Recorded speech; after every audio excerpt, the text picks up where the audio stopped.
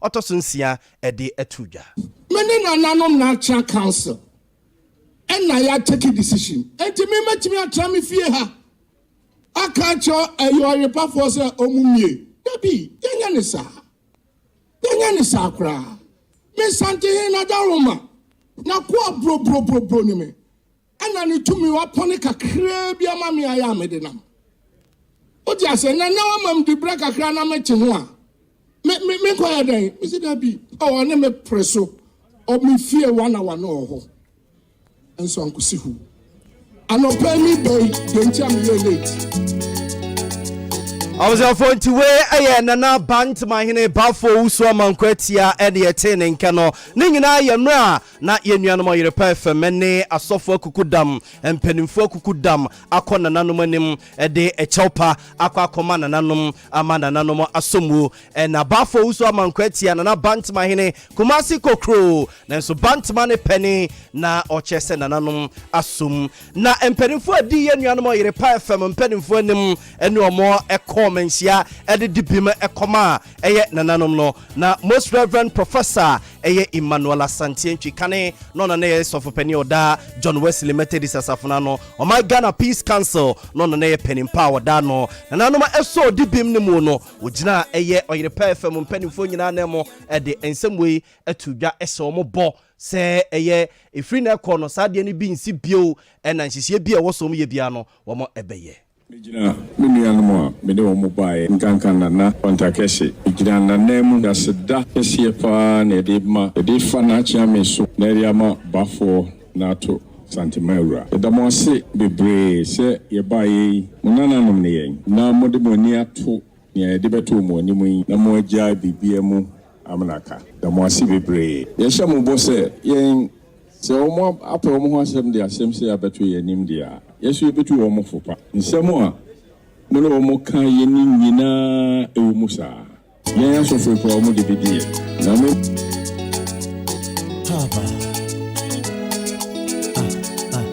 I was a phone to where a most reverend a Professor Emmanuel Asante Enchi wano ND management of the station anymore Emma Omode Sacha Paway and a dibim a command and anum a woman shia and fin was sebo say a being sibio ni also mu ye bia a mejuma ye economic conkain near do boni and idiot man and anum no ye bayen do nebusia me enko manaso enyumrei enkoma ye bedi ani bako efa Auditor General's report wa wode ababe tuja ene nipa pinu ehwe ni mo ede eja egu Auditor General etiri so se bebi a ejina sese no enko esa afi bia no yes Auditor General's report wa ba na ya bobone sa na eja to no mo wa bra yenya asotwi bi emfa nkoma wo mu a o my Ghana sika efo nsase na yatete se eye Citizens Coalition ebeti esimontere so no mo aye yechire bi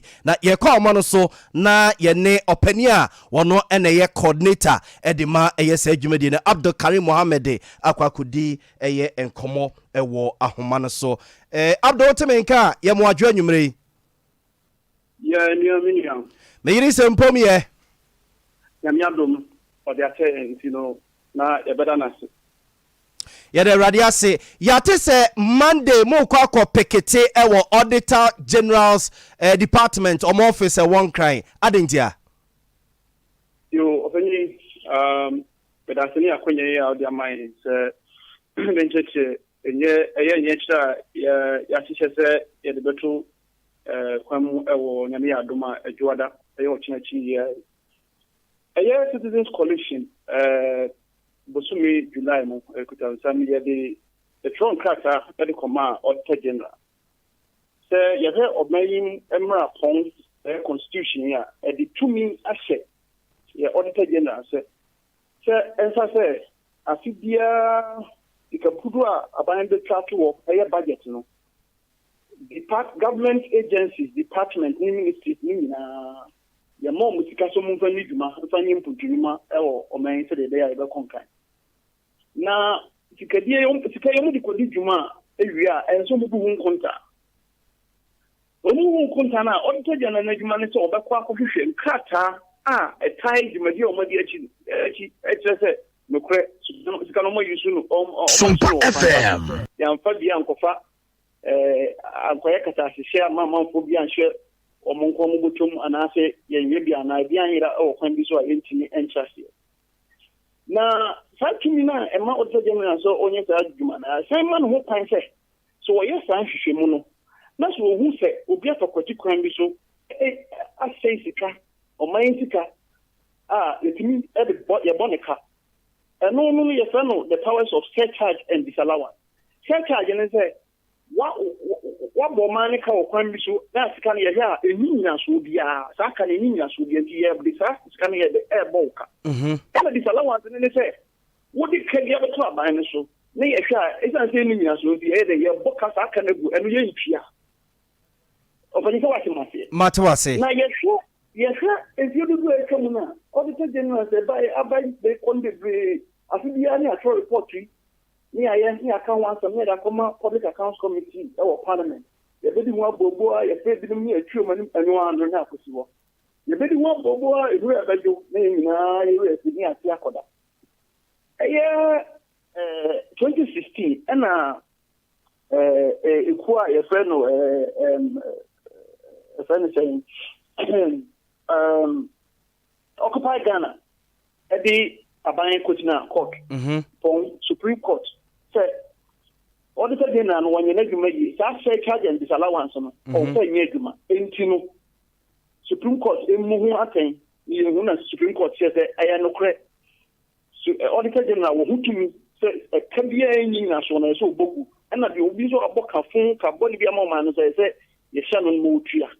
Intino Emma, Auditor General, no, why a friend, Dominic, what's it called, Daniel Domlevo. Daniel Domlevo, Ukraine, what Borga 5.4 billion every year. A carbonian amount for percent, a better Ghana, a Bayako, Illinois, should be our book. And a council one, a question amount for the bottom, and your compass on fire, so a use scanner. And also, about modernity. Me kaya figure about 67,000 and then to you kobaye say or no yama odi na juma koto na oto general obesi na name ebesi ne won fa samra ni nyaduma enti wo 2019 2020 2021 report ya be ya won ma ya sheda bom di ejuma kura ni ankwa so ma se o manji sika no omu biye ni wa ya boni kwadu se of Sikano, ye so umitia, and now say, Kelium Diaban, ya burbu, see a lintum. As I mean, a buying them, the Diani, judgment debt. Now almost all more discount so almost for Muadiqua. And I have some Baku potting a grasso. Ye dear, and yet, because yes, a strong cat accommodation, and I said, in Kayani, baby, no what saying and the ya quite consider a man on see a own to me emphasize Amran any 2 year or Yamran for the money go to me find it. I mean the kind. Netusum Yamra Womra say open Libya Yabama open Yamama appointment as a state more appointment from certain levels directorship need a cacao and so to me declare what it and who baby man answer na to me be show on about the mama omano. Ukaba betray and say, Mahunya, many me answer me by the ABM will fear bako. You were dying at the move and a woman and you car, you motorbike, another cacaho. And the council me DNA, my Bobby ADB Bank, 25,000 in Tria, I feel a Guzutia. And son, what if you are so be Digimano? Now, we now consola, no one said declared you, no one said, we didn't do me, Marketia, assuming. And maybe I'm a chamber and home in Wakameda. Now, money and Copasa, Abia Obano, Nabia, Kokra, Umidia, and Zobacon, what's he then in here and so when your car would say, is I say, I would what to now Bobos today, the engine at some land to say, a better ticket, she said, any prayers. So be made to me, no function and son of fine. Any ideas. Okay. As you say, Dimako, I a friend of 4th State.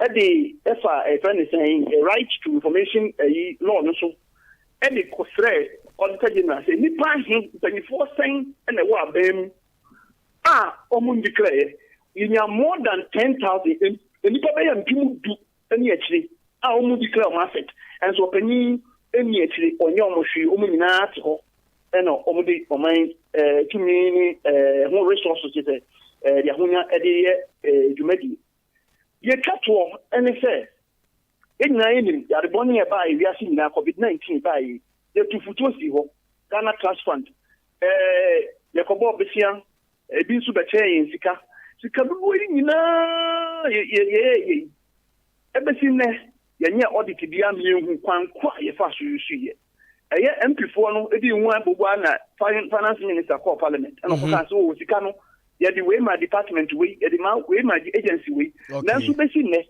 kwankwa omu nyina gina so edi sika ne di twuma ene se ho ba ye mfaso ho ma ye mfaso ye bi fa kwan so drum so ni kasa hye di ba mu ye hu ye okay enti ye bi so panyin se edi na si ho kwan because mama hodo a eye Kenya Malawi eye Togo he ya crap afi 2029 covid ne koso ni na omo ye ntimi ye audit by the end of the year afini mekwabi ye no mo timi afre so edi pase na nkopo so fokwati kwan so bi na sika ye se ye di ba ne nyina ye boy ho ban no o ma se no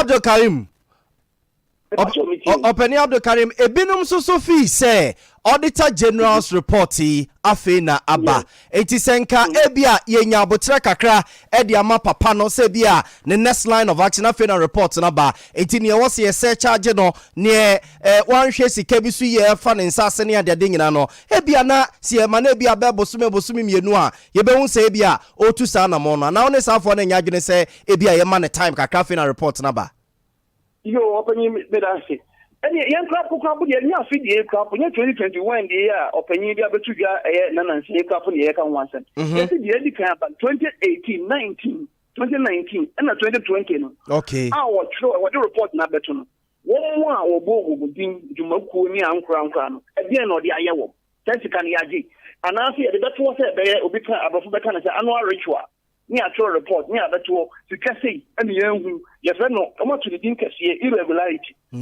abroni kase me kase bi irregular na chese enya dia it's like afa kwampa so aba what I say regular ni se nka dia nke expect say ye dia ni ato so beba now irregularity afibia e ba se de se na mini wo kase ye betumi predict say next year you bring tax irregularity, you bring salary irregularity, you bring procurement irregularity, you regular. Okay. 80 say, oh, yes, I didn't.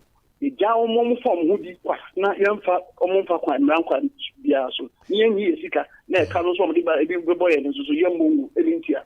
And Vinci, nature. 80 picketing, no, and starting Monday time, bay, picketing, no, more picketing, and starting Monday time, bay. Yami aduma no kuba pepe ni fiasie ye dia ya represent your petition anti yami aduma anywhere ya bremu be se no mi no dia na ye dia be wie na eno so twama emfansi ho a se ya anti mu ya pepe bia se de occupy Ghana ye no ya ni omu nyina bebom ni asiansa ko Supreme Court okay se omumra omu se opani emfa dwumadi mituma tsatumi ni di man wan fanyi no and you know contempt of court okay of Supreme Court ruling na ya he so ebeba ye dia bo ye man na ye futuro ho ba ye beji edi so se emra kwan so e wo se mo fa e de mo picketing ni nyina no mo ye ne pepepe e pa cho ya ye pepepe ni police penifo aye meeting every amoma church kwan ya se fa so de ense se ye ni de ye nyina entinyame aduma jinsi bibia be koso asunze mu ye tuma sanso efa manfo nya omenya ho akwan so omra no mo nyina yenko yenye kire no yemfa mo yeman eho eban yesi eman sikasem ho ban Opere Abdul Karim Mohammed ya da se no adaje enwumre yo opere ni sume da se enya konya yo Abza for Penny Abdul Karim Mohammed and ye corning chain and in the kokodi and komui wono and a interim coordinator at the Mass Citizens Coalition for ya Yankopon Yadme Jwada one more HS on BTS Monteneso no more aye yechre at the etia aye ene penimfo demonstration ni adia wo mo no enti ehon sensem eno no aha ehon sensem eno no na yento aso na yenidi yenkomo nkakra enche na mabegafo omo etenase na yaba bedi nkomo na watwe mususu no enya president na Adodankwa Akufo-Addo okasa de fa free SHS no se ofi se emraso se enya broad consultation na yeso adwene na yedidi ho nkomo no my Ghana yengumasua ye education no free ene ehun sensem de he na wose yede ma batan no emomofa ena de he ena wose aban efa president na Adodankwa Akufo-Addo we emra nooks for ekosia no ewo na tena ye ewo enkrapompene mantem no.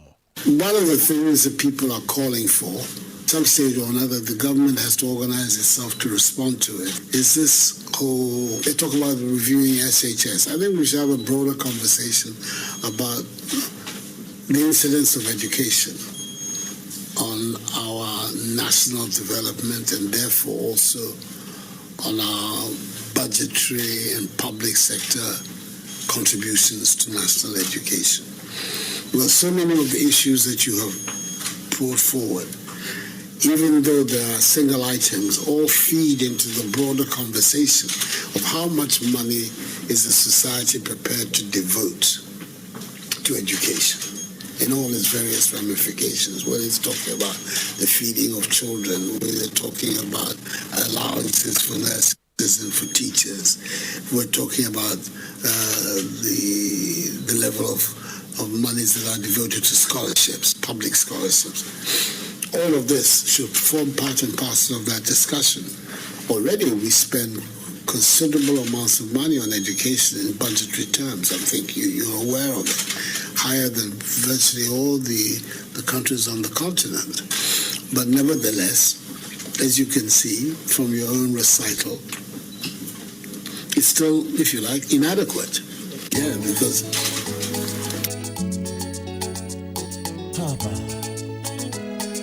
I was going to weigh a president in Adodankwa Akufo-Addo ne yete ne nka no we yemra nooks for ekosra no Jubilee House no this answer me to ja say free SHS baye wom se nipa binom sorry aka nsem pino a ene de afa free SHS no ne ade a na so free se baby egina sese no ene baby o my Ghana isi kasem ya ba begina no ho behia se yesuesu adwene ye ho kwane a ye de education ne befa so ne ye wosa batan ne efa na omo etua ho ka ene ne wo se aban soso no efa nyina no ho behia se nkomodidi ekoso amanfo che se we the first time president na Adodankwa Akufo-Addo agi atum se free SHS no yensa enhwe no mienu biewu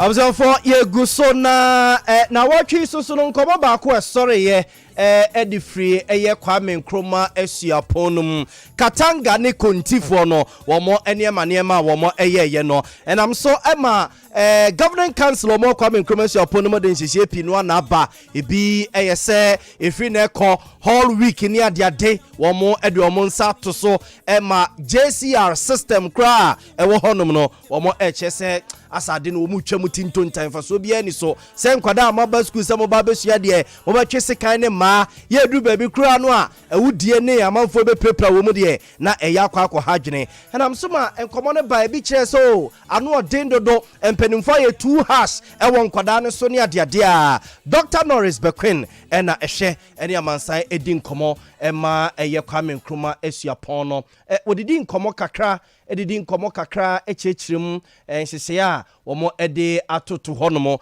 ene sene amanfo esi ekasa de fa ho. It is suspended indefinitely no yeah me sure say baby but mimia mame bisa o Sumpa FM bobo nyina omunya ye reference socialization na anye bia what say Campus University for ISRD oboko kontokwa de abo ene sikan ekokontokwa na Legon ye bi no ne papa mu ano no saa na mo pe no mu media for no ene Ghana for saa na ye pe no say school for nkus na because of all week nti omo fa sikan kokontokwa no mu nku omo ho no mu prepare enye saa na obi a hwe nti bibia say saa akwenya na ye de ma school for say omo fa nye socialization na say omo be prepare omo ho dia ende mpenyi for say dey bi ya chance.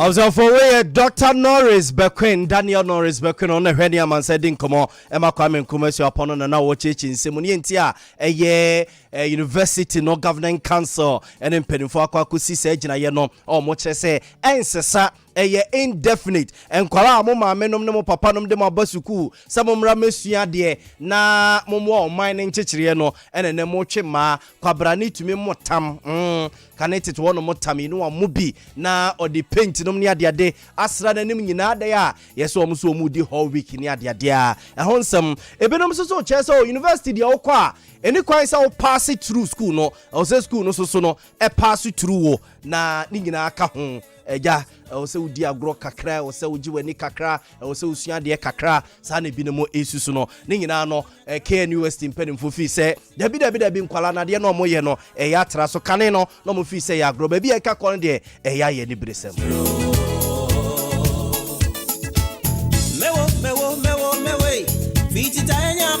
I was for KNUST in 79 now what chisu Rose Minister Echo Government Assurance Committee enim na oduru ho no na Government Assurance Committee mpenimfo no busa ne say parliament send ye war e bia Parliamentary Select Committee on Health Parliamentary Select Committee e bia on sa sa ne manema no a e bia na Government Assurance Committee wo mra se jefiem busa Rose Minister Kwesi Amoakwata say adai na kwan a mo say Ghana for bo and a year of Rose and they still Ghana kwan bebre na contractors gina so o ma se so mo ne makọ munya sika mfa ma wo mo ne ade a na yewra Kwesi Amoakwata e kire say yama na basa nyina ye Ghana for ya no yes ye ntua e11 de ndie enamwa yen en ye kasa ho MPC ka ho MPP ni NDC obi ase na nugu ho no eno ene ye ne ena ban ama ban nya sika wode ebebo my Ghana ho bra ne mpese wode bi akwakutuatua de ama contractors amoma ye yakwan e de ama Rose Minister Kwesi Amoakwata yo kan kakra enie.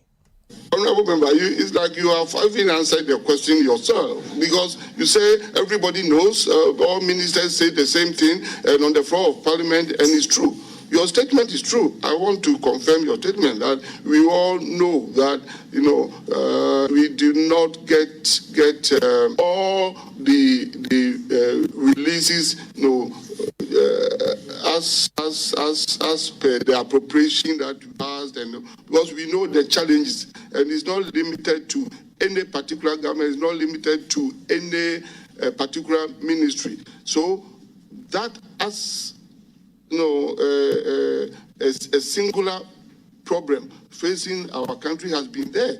That is why I was trying to say that the only thing, to circumvent this problem as a nation is that all of us and everybody, wherever everybody works, we must be prepared, to pay taxes. Nobody should hide, and that the tax net must be widened to cover everybody. We also complain that perhaps is some of us continue and to be overburdened, with taxes. We all know that so many people, hide.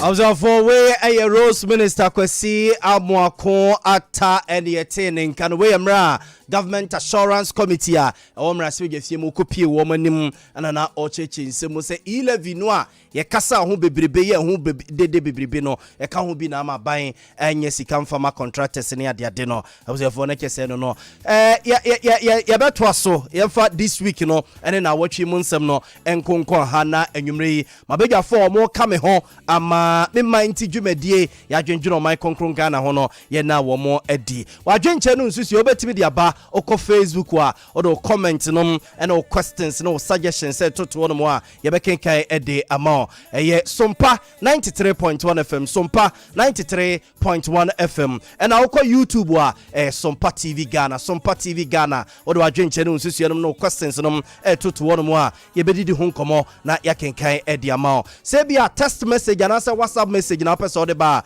for 0243 220044 so 0243 0243220044 so text message and I say be a WhatsApp message and our person the bar or the basso so you can kind edi ama me mindy yatena say fiti samre kosi se non kono ebebo anyume ye hwe animu se most reverend professor Emmanuel Asante papa yemre bi atwemu no enene ye sofo pania na oda John Wesley Methodist asafuna no na osaso your my Ghana ye peace council chairman ye hwe animu se papa beba be kan ho anwumre na ye di o my Ghana honkomo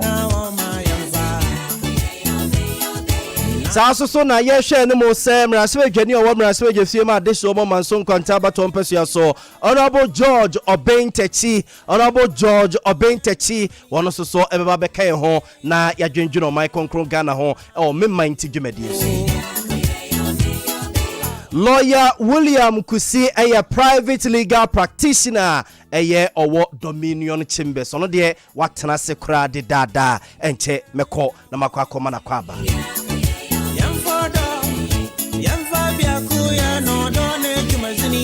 Mr. Otuo Echampon so a leading member of the NDC and a more communication team wa wo a Ghana member say no wo ye a member also ono so atena se kra de dada enche bia meko na makwa koma na kwaba and you may yan common jina Auditor General's report wa eba ye no yebusa se yenyanto no mo se ya na afibia ye meka ai Auditor General report no eba ye no ena sika se ne yesu wo madie ena se ne fa ha ena se ne kofa wensa se yenka ne sa afibia ana se die ena yenye no ena da watch so no enkomo ba ko eba ye former president John Dramani Mahama ensem okokan ye so on the office says about timer oh my Ghana es gracia nsensem no yesa hwe ne bio yebedi hu nkomo enwemre mama mpedimfo yakwaba na straight away yenko na yenkodi nkomo otuo ene tena sekane otuo twe microphone is asi we ni mamia good me mwajo me yiri sempone ye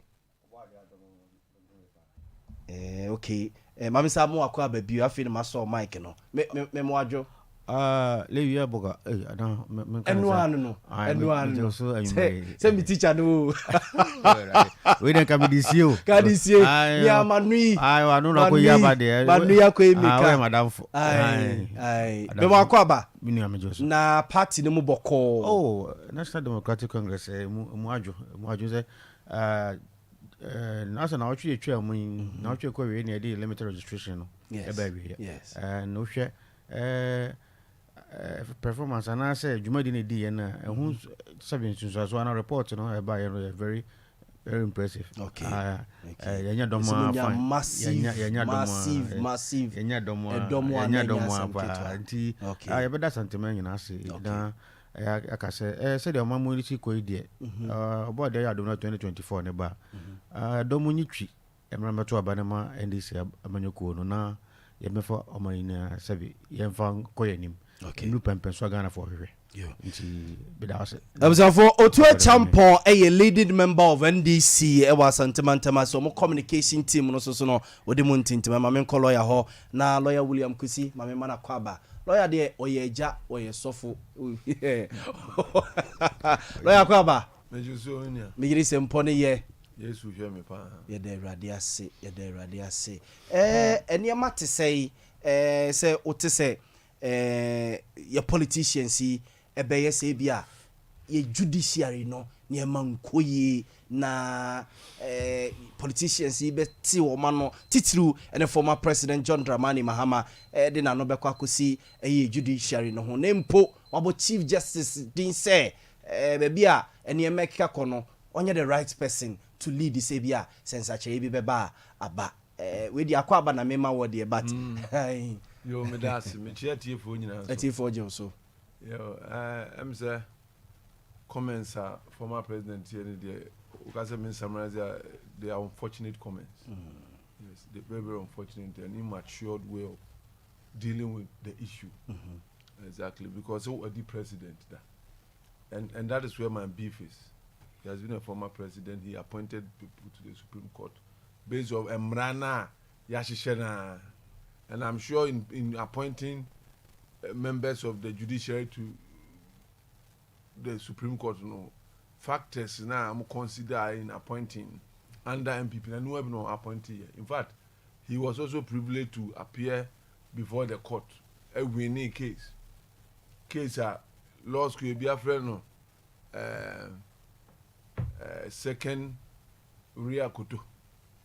Law students are friends. And so you wonder where he's coming from. What do I say? And why he keeps on making those statements. And the fact is that even if it is a truism, the way he presents is a critical problem. Because judiciary need to be politics. Okay. So okay. I'm sure Chief Justice can answer me. I'm say Nimra or office and Chebeso. Another person will be appointed the Chief Justice. I think that is the natural way of exiting them. What do I say? And yeah, in seminar, especially when you retire at age 70. Yes. Okay. When you're a statesman, you are careful what you say. Yeah. What drag judiciary into politics? You know the harm you are causing to the nation. Yes, many decisions. Yeah, lawyers, you call court, yeah, decision, we are not happy. Politicians call court, to me, decision, they are not happy. And it didn't start today. Under all regimes. And we are now in Tiasia, you presume that is what the law is. If you are not happy. So, but to make such statement and pinpoint, I think it was an attack on the judiciary. Okay. And it was an immaturity. Okay. He should apologize and withdraw. He has been a president of this country before. When he was president, the judiciary were giving decisions. People were not happy, but they sat in. And our concerns are here, but the way of presenting, no personalizing, and I think it's a problem. So, or do baby can say like 7-0, 7-0, 7-0. As some way election petition. Say we work class 1 lawyer cry now to bench so you decide against NDC. Why would anybody go to court? Never said you know about you know the crime back court. Yet give me judgment. We see will be about figures in January. As if figures send on house minimum. Send on house minimum. What's the amount judgment? I mean this is so infantile.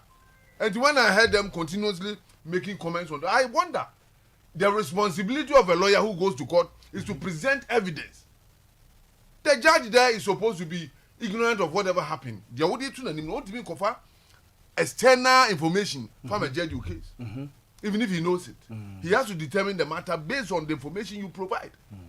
And if the 7-0 is relative to the latest election petition, information banned and NDC court.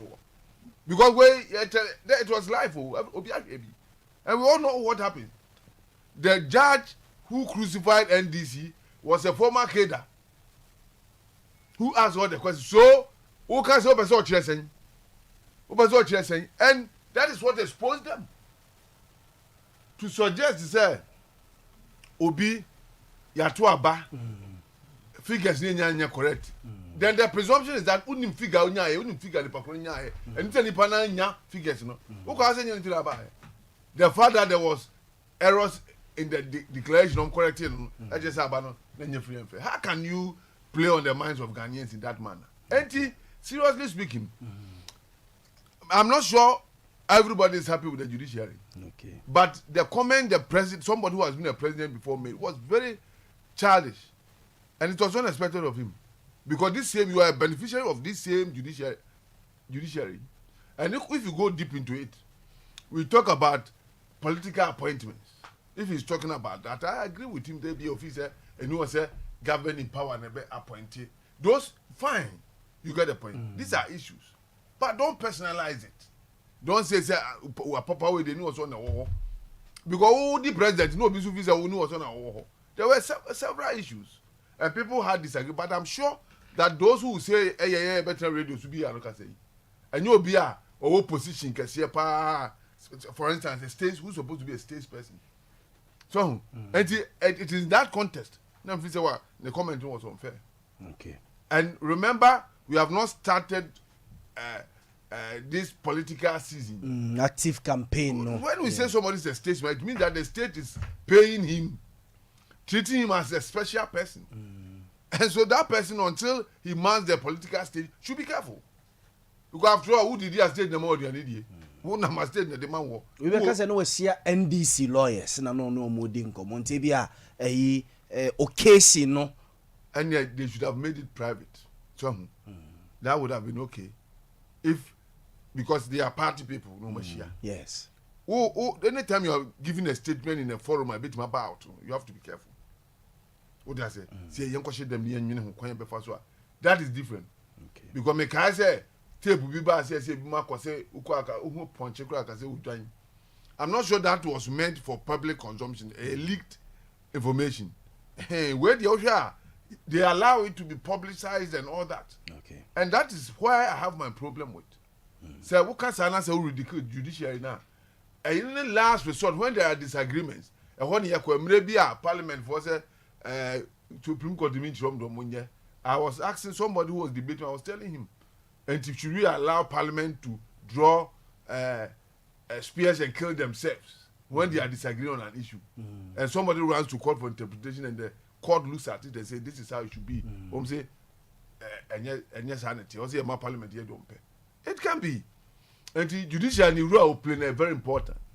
It should not be politicized, even though politicians appoint their favorite to several positions in the judiciary. You know himself be saying this is your opportunity to say omo appointed chief justice omo kope obi a omunim say the background or MPP sympathy. They won't. Okay. They will rather look for somebody whom they think has sympathy for their party. That's not happening until now. Okay. If that is wrong, then we have to change it. You see, but to suggest say a bimu there, you appoint your money and the place is below the bed. Yeah. I was for lawyer William Kusi and yete nenkano a private legal practitioner and our Dominion Chambers and no AD and common. Mamin ko to ho on this issue about your judiciary no and semwa former President John Dramani Mahama eka edifan too. All right, thank you. Many kama Honorable George Obin Techi Akwa Bansa. Honorable betche microphone no. Good. Dem akwaba. Yiri sempomie. Manson kwanta this year so. Na wuchi na metena ho pa me hwe pa on government assurance committee mo sitting any ade ne questions bia na who bisa ye bebe no so oto bo ma me da se ne akonya de ma me fix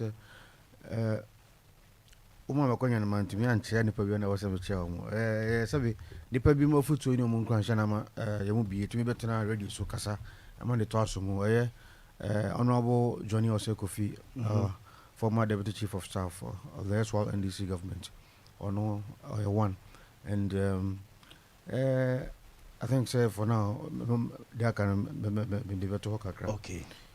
A month penny that does somehow, you know, same piece of kind is the judiciary. No, I think Omujumano leave much to be desired, and for that matter, there was some more upper game. They said they were.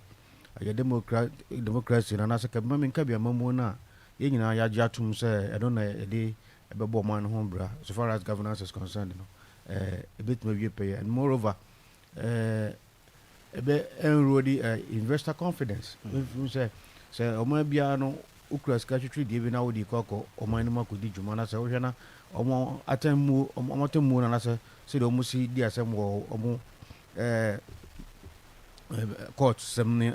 Year na sabi depend on the CKB rasa o manum ya na opempin na chikakra nti enunum na His Excellency the former president papa John Dramani Mahama odina champions and at skasa no kan one can just flats or their towards as sabi o modwumadi na enso ani. I think he made a categorical way reference to I think announce issue na eba ye adwumadi okodi ehwemu okoye no report or the beto dwa I think he cited that as one of his reference points. And then again CDD omo adwumadi omo so di I think 2020 or 2021 omo reports omo so the buy no also indicted the judiciary sabi Ghana for ni GDA ewo omo adwumadi a omo yemu na Mo Ibrahim so I think the governance index or also the Babonte or also say sabi judiciary and I say SMD biano or Mujumadiano sabi a talk Chimaka Crentino beya enka omono apo omu game no and as some man penny that can I don't think so it was out of context. Or can said it was all kind of. So I say yes. Or the court petition on election petition 2020. Yeah, 2020 election petition. And also as one of reference points. The Ginaso or the Kasai. And on the whole, no, the American say I think say miti minimum din chain sabi on company that eba sabi amanyosem any sabi atemu ni topic audio to join minimum much more than His Excellency the former president. And somehow you and I will attest to the fact say see ningina me san sama makache we nyina no ningina si wa say enu nti no so gina so no de kasa I think say he's only calling for justice. But just what I say, some dribble money ma sabi gina judiciary arm of the government, so called one kunya attend ukunya tencha. I don't know sabi edi into so boni bi ana sabi fufu bi eden edi ba otima wo sabi de enta so wo ye. Nti no de nyina no yebe sabi yebe hwe ye judiciary no yebe kasa yebe kafa ho no se ya ombe apo mu game said excellency ni kan and me bra pani lawyer Kasano. He also made emphasis, and as he made reference to the fact that a judiciary mode of appointment, also has it's a bit problematic. Until it's being in our morning and I better say near whom how I basically appoint judges and I chief justice. I think, sir, I don't know about because so over there, now the open as a man, I said the whole sympathy my party, and I wouldn't be a chief justice there. I think that's a between maybe a penny from some medical mana. Na me form of me. Do you a bit katakamani the assembly? Okay. Mean to me, yes, I don't know. Edenya may call the demo kakrameka, bibina na abwa no de. Into the mode of appointment, I think, say, I was on my mooning and atlas in any view. Ebinum Sufi say, or Ghana if we be na ye ba. Your core stage be more, even your justice be, your judges be, your attack wonum, a coon be, any other then ya build it upon it about bedru babia. And to say a free penny kesi bisa hono mo ba na yakwa so fine. I think say pempeso yin na ya bedru no yem penny say ye be corner say ye corner na so what I say yes at the point I was yin na tumi trase na ye hwehwe your mode of appointment and yes media and your chief justice and nkwampo the finance minister governor of Bank of Ghana BOG. So they say, "Sir, nipati tu ya nasem penifo we numu na no mode of appointment na o se hwe na bio as on mine no what they say share report here auditor general debate to justice here into ugidi say indict government officials na ye betuma gina pepepe yeso abusa ngofo ya ten and to me so what I say eno ntino ye o say sangofo ni na ye hwe my appointment na den ebio okay na ye nya independent body bi say bia the Ghana Legal Council no and a betuma gina so appoint chief justice na fine he is independent of the government what influence or the presidential influence odine juma say Ghana Legal Council na den appoint no nya aban bi mu president bi na de by no de be see so governor of Bank of Ghana the same thing before say be no omo the rank and file our Bank of Ghana ho omo nyina ntena se no mo de omo nipa ba se we na yesusu se sabre adidi ato na so beto di dwuma na man amo man no ye fa ntena ho no ni dwuma na mo man no obi crowd the question about say the same thing applies to the IGP. That's it. IGP so there are key institutions be omo mpani for no and say ye man ban no ho kwan ban of the day the government of the day no ye say man ho kwan no mum no that appointment no. Where's your constitution a problem? We have to amend the constitution if that is the way to go. So what I say, if that is the way to go, we have to amend the constitution because yentimi continue mamuna sabi nipa kakra bi omo from the political elite, they will benefit at the expense of the masses. Okay. That is what that is the issue we have to address. Okay. And say nipa kitu bi omo from the elite or the politicians, or minor resources, chunk of the resources, a cater for Article 71 office holders. Now obiti sabi kuro kitu bi ensure the onum kra no onya bi nom. Ye kukuru sika dem obi say S gracia wonko di kwa. Waya Juma, Council of State Elders. Juma die ben pa no mudi ye sabi farmer Juma, but what the your comparisons now. Only teacher near sabi was serve for over 30 years, 25 years, Now oko on the take home. Or the coffee and answer in a retirement package or the coffee a new even so watch a V8 be a new crampo. So what I say. And no so watch a V8 mumienu. Na sa nipa no continue fi continue so. Meanwhile ono na attitude lawyer ni no attitude teacher ni no attitude president attitude judges so ahu ntu boss out nipa no nya trimupo enti ye nyina o mamu nyina ye very friend is saying ye due diligence ye ntena se this is the way to go o man obi nchirunchire obi wo ye Ghana ni a obi so me ye Ghana ni ye ntena se de fata wo no ye fa ma wo de sem no ye fa ma me na o man nko danim anya se de bia nipa ye institution bi okra wo de nipa bi cause onko ye djuma no o trimupo se me nko ye ni ye adan ya ho nye de no aka to ho se ho de de bia ni ho Pacho what me yaw. And they are now ubusa me no they me kakra no ho. The board of appointments of the Chief Justice, Bank of Ghana Governor, the IGP and other keys. You know to say director of Cocoa Board or just catch a president o my. So I say which is very bad. Which is not supposed to be the case. And you know but that's na James mama be for the kind of so okay that's mamema papa ntrase na otrase na ogina home kakra ya mana kwaba na mame ko no abo obi ntachi ho manso nkwanta mra se bedwani mame papa kwaba mejozo ejiri se mpom ye twede fo nyame adaroma ye de radiase me ba papa ho na ye di nkomo no honorable former president John Dramani Mahama statement about yen judges ene seni omusi office judiciary na say na nipa also leading no any kwan say eye the current chief justice ene appointment wo supreme court ho e mrase be gani so am say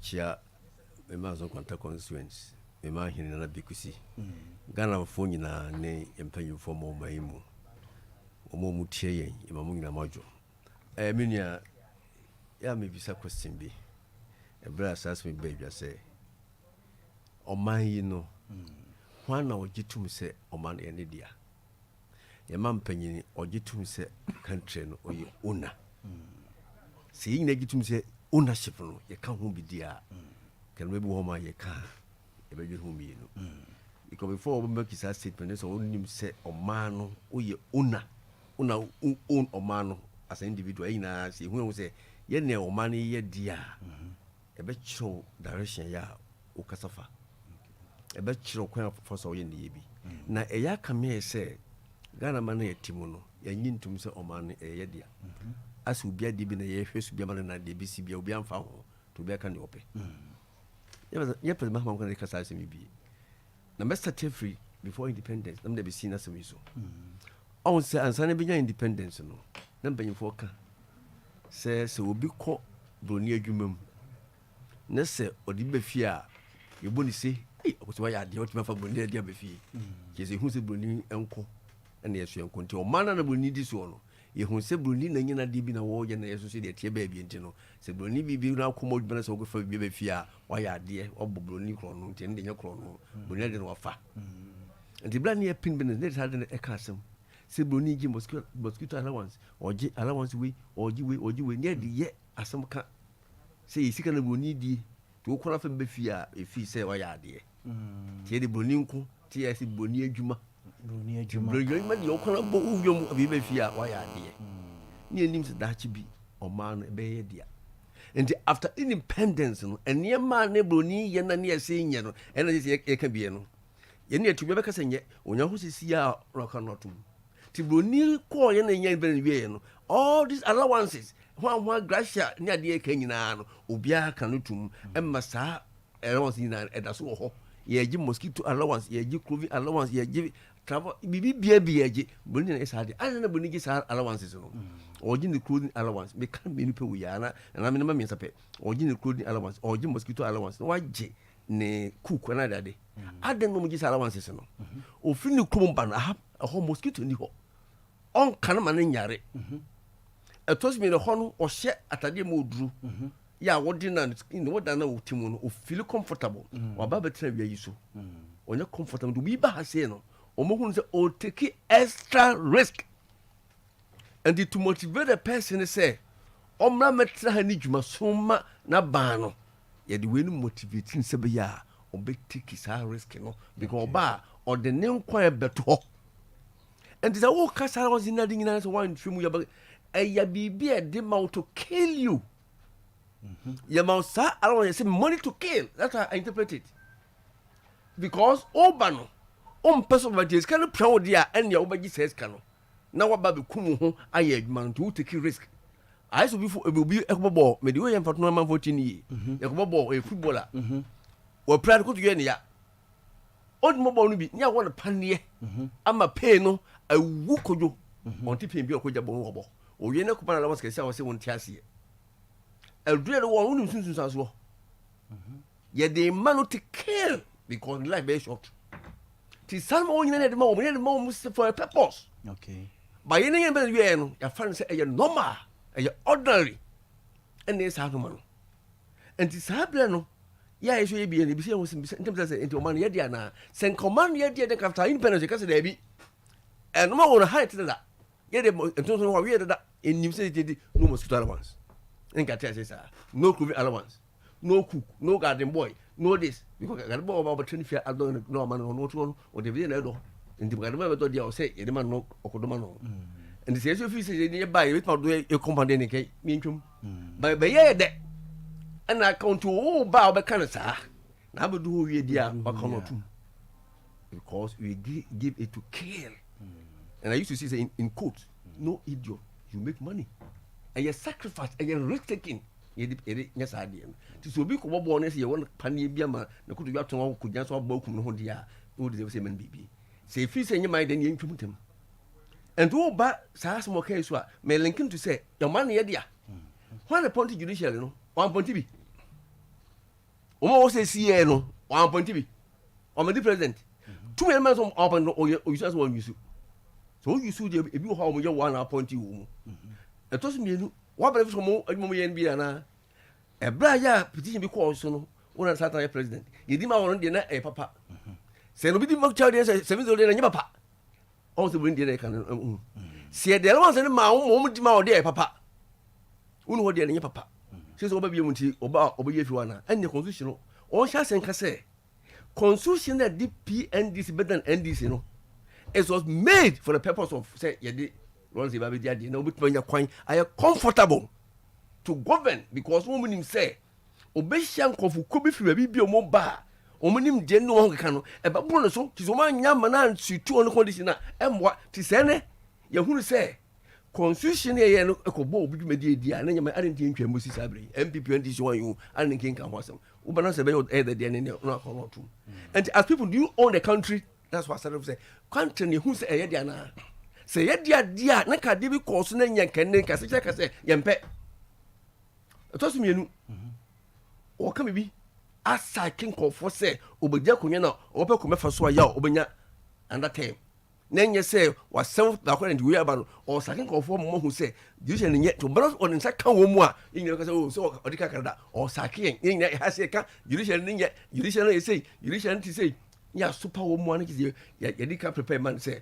And yet to bonus or you whom be bia ubian can be or saki umu and a psychological upon mine or a communicator kind or prepare the minds because or prepare your to say so we want to reckon what have been or bano go who say Udivia and your second term and you'll be first over to us to do we are bossa could do and power saba second one term. Now, if you one thing, you can say, sad to MD and constitution say, ultimately, for 20 years in Badia, let's have some good too. Make sure, sir, and you'll be why are dear? Or prepare your mind. Or Benya area of war, so Osicano. No, Yaka says a area for Omnum Dincomo, Oman has spoken Udumatum, and Marcus de Papa, no Oko Babia, and so. And to Benya area for a judge for because I'm part your can okay. And into all prepare your man for that. And yet, as a move okay, and there was a way say to me, you say, Simon, ye come for someone. Yan ye, yan can ye, near foot, you shall no end to a person who womb, so much like IBB. 3 arms on to be any home from so. She said, you shall call your spoon. And the second only for some to buy Bemono, yan cramp number whom to be a horse. Obey your committee any crime. Obeying be a way, double you know, your own unipa. Double salano. And the young from Libya, you should phone a Jessica. Omonquano, young who. And see, as I got to know or down on, when he is with that. Yen the use of one year born in a room. And now parliament non conform who do wonder. They say you don't want to. These are the best parts say. Do we own the country? Are we being fair to ourselves? Say, money yet into say, it comes, we can't, baby. Say, what dear? No countries, and yet all the 3 arms. Here say, ye, baby. And you judiciary in court. Because constitution, you know. Sir, a come and son, judiciary, the legislature, and the executive, no. They jump panic. To be say, yes, same in now. Why does someone call ye? Ye judiciary, and I say, Parliament. Only in the Pomuka arm, no. Or per se, that man is another man, and yet. So come on, and say, did all manner of people like your government Omano who don't send them from so. Let's take for the last year, Omaya, almost executive position, chief executive that day. Omodine, who didn't even come him. It be salary scratching precedent now or fan a Juma so may ye Juma or Abenim. See, Professor, you what certain state organizations are. Omajuma Jomudian, simple dresser. Okoto pen ntade ye faton ba okoto pen siri ba ko koton na yenye hu bibia okoto na 80 pesos di scott to ekwado went me anto anya afro beti ni shuka ne danka ne kanyaka ne no aka tua ene ka sika mai modika to pen agi si de mpeso de otwe onya wan sidi no ndo onya ne gross loss afro ne de beka ho oyo asagi na allowances anya ka tua piso now on your first allowance. And do we own the country? Yes, more free citizens, you know. The ordinary Ghanaian. The ordinary Ghanaian also so car. It's an ordinary number. Why the ordinary Ghanaian? What tell me ordinary Ghanaian. Say on. And we say, oh my more ding. I'm there no fitted. Uko kwamba near Udiamania. As a hadi unyane come. Unyane den a come. First time wo die aboto wa kase so onu dem ne o se unyane come. Fufu no wo di ni na chiro se unyane come. Gana ni bia se no chire no. Firi kwa me kuma breso. Ye de unyane come ne tu kwa me nkroma. Ye de unyane come ne tu busy a. Ye de unyane come ne tu afiri fa no. Ye de unyane come ne tu lema. Ye de unyane come and de bia chin sa ban. Te de bia ye de bia unyane come. Ente bia afiri mo dali Ghanaians no. Ye nka no kre. You own the country. And yeah, you best sacrifice our country. Ubiad and what I say, you best not be a catering, so be who know or no pay. Let us own the country as at now. Near say, yeah, man, say, in ya. No beard the catering as one don't come home. But yet, I can't be there in Mediano. A physical form, and you will cut you as a man, and you're hot. No problem. What? Yen ye woman anymore, you come home. Never I have maybe say, a year I am a fair come say. I'm a vehicle, yet I'm a vehicle. I'm a fool. Yen call IMF. Ya so call IMF. I just buy the whole. Every 4 years, you call IMF. Ya yen feels a duration. Ya call IMF a dun so. What the Kuchuma Obenya 3.8 average, 4 years. And every 4 years, you call IMF. Now, you say, and then the dear continue with Sada. I'm bow by the discipline, say, will be the austerity measures. A discipline. Send to say any or how of woman who can put the so you the opportunity and this how you obey this okay. Oh, maybe you okay. Or say and to him say Sadia will track a more drum or one now she say we are almost sure when I was our term moving. As I got now web you in front of any call to the cycle every 4 years. Among about two, so we are called. Well, yeah, say, a special man on this one is of whom we are. No, we are also has here, no burgum. And here, Mamma Yan Chess, we say, oh, man, a dear. So, man, young quite dear, and then the ye be a feast and young to say, a free bear was after for public human. And maybe a question, you found to a bray in young free bunny hormone. Young Sanians and yet to cry. Ke de bia to hosana de bia ohia no kom na ye bo ma no kro no sana ye nyina ye didi mu tinya dwiche nko na nya ye nyina ka ho bi ke busafo mumme ye ntum so oma no ye dia na se ye dia e de ne ye yo ama mo na tena yi ye won ye wetim dia yo si dasa de mana ye betima ko eni amzafo ye mrasebe dwani o mrasebe je fie ma de so mo manso kwanta abato mpesu ya so wasante mantema sei ne de ono abo George obin techi ena yedinko ma menko papa ho no na papa enkomo ye ne bedi me kai se adwada emisia papa wo mansia na enkomo ba ko na watwi susu no eba ye ensemtwefo ye dwuma ye ene obuo ne anidi a ɔwɔ se de ma mpanimfo ene ye society ye gitum se ene nkwada ba mu ade ene nsɔhwe ene ade na ebinom so fi se nkwada na aba na ni nso ade nkwada na aba na nkoyi a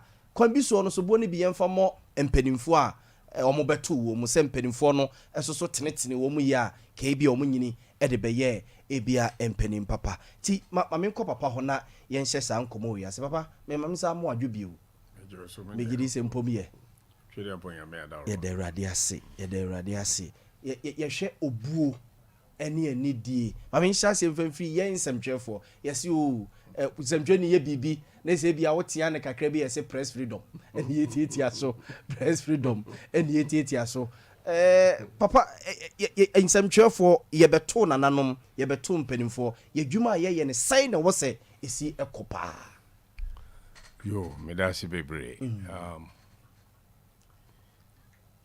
na say ya opani ajekum so what you opani ajekum ka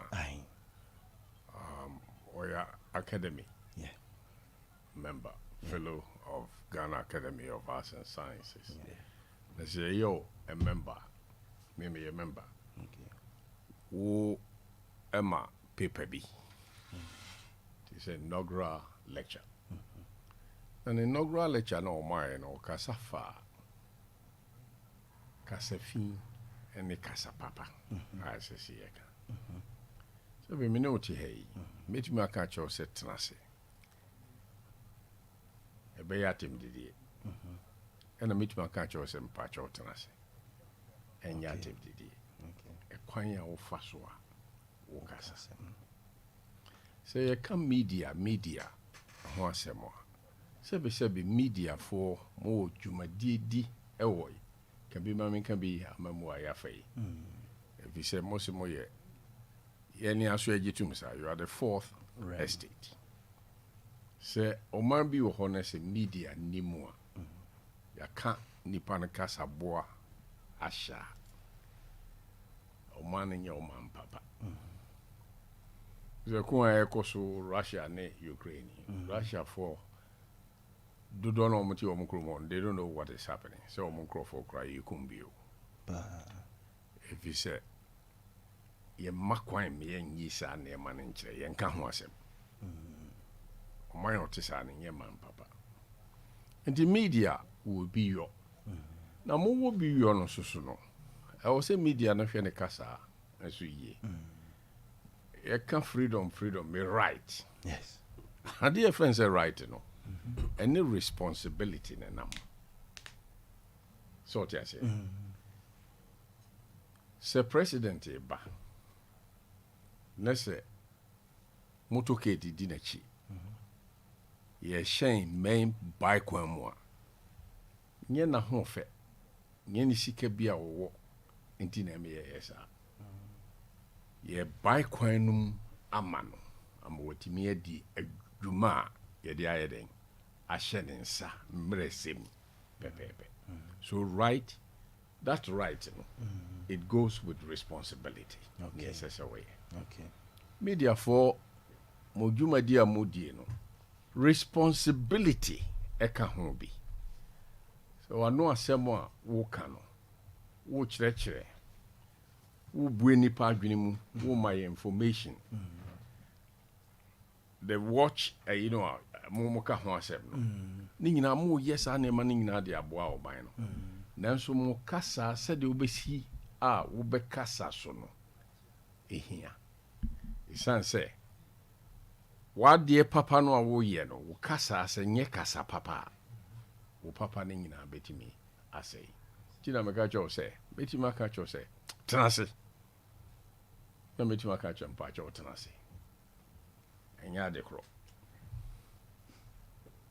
ya de kro de be nya de kro ya enti hwe kasa yie no kro no a wo ka no eto de bi kro ano mpanifo bu bebi so wa no so a nkire se kan se mi na asem bi wo ho a e woni mmara ye de ka eto de bi kro a ni kwa se ade no kra wo beka Tronsem Bible I cry utimi kan be visa maduane a medie betu menua sintidua ene na menni aduane no kra kom de mi o nanso se de sintidua de o how e de beba ene na mejai sa de no okay enti esese de ahweyie obu every nation has a context ya sante ha yetie ye wo ye context ye de said ye ni empanifo ekasa nyame ada Roma minya kwan kotra brochire kosua de mfie bebre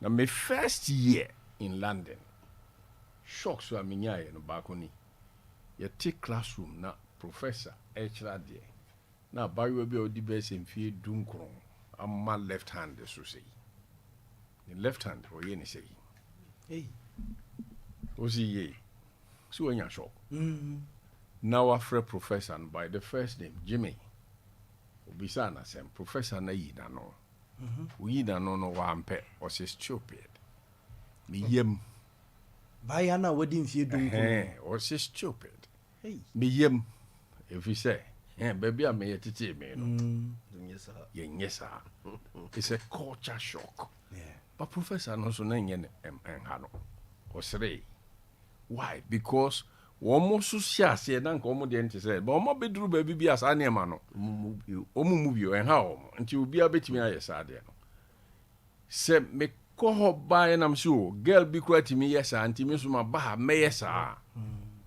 emboa nti yesua niema bi afri nkrofo bi ho a yenhwe yi isanse your context amambre bi mu ene yetie se de mekasa said they may me near my fan. He said me good home.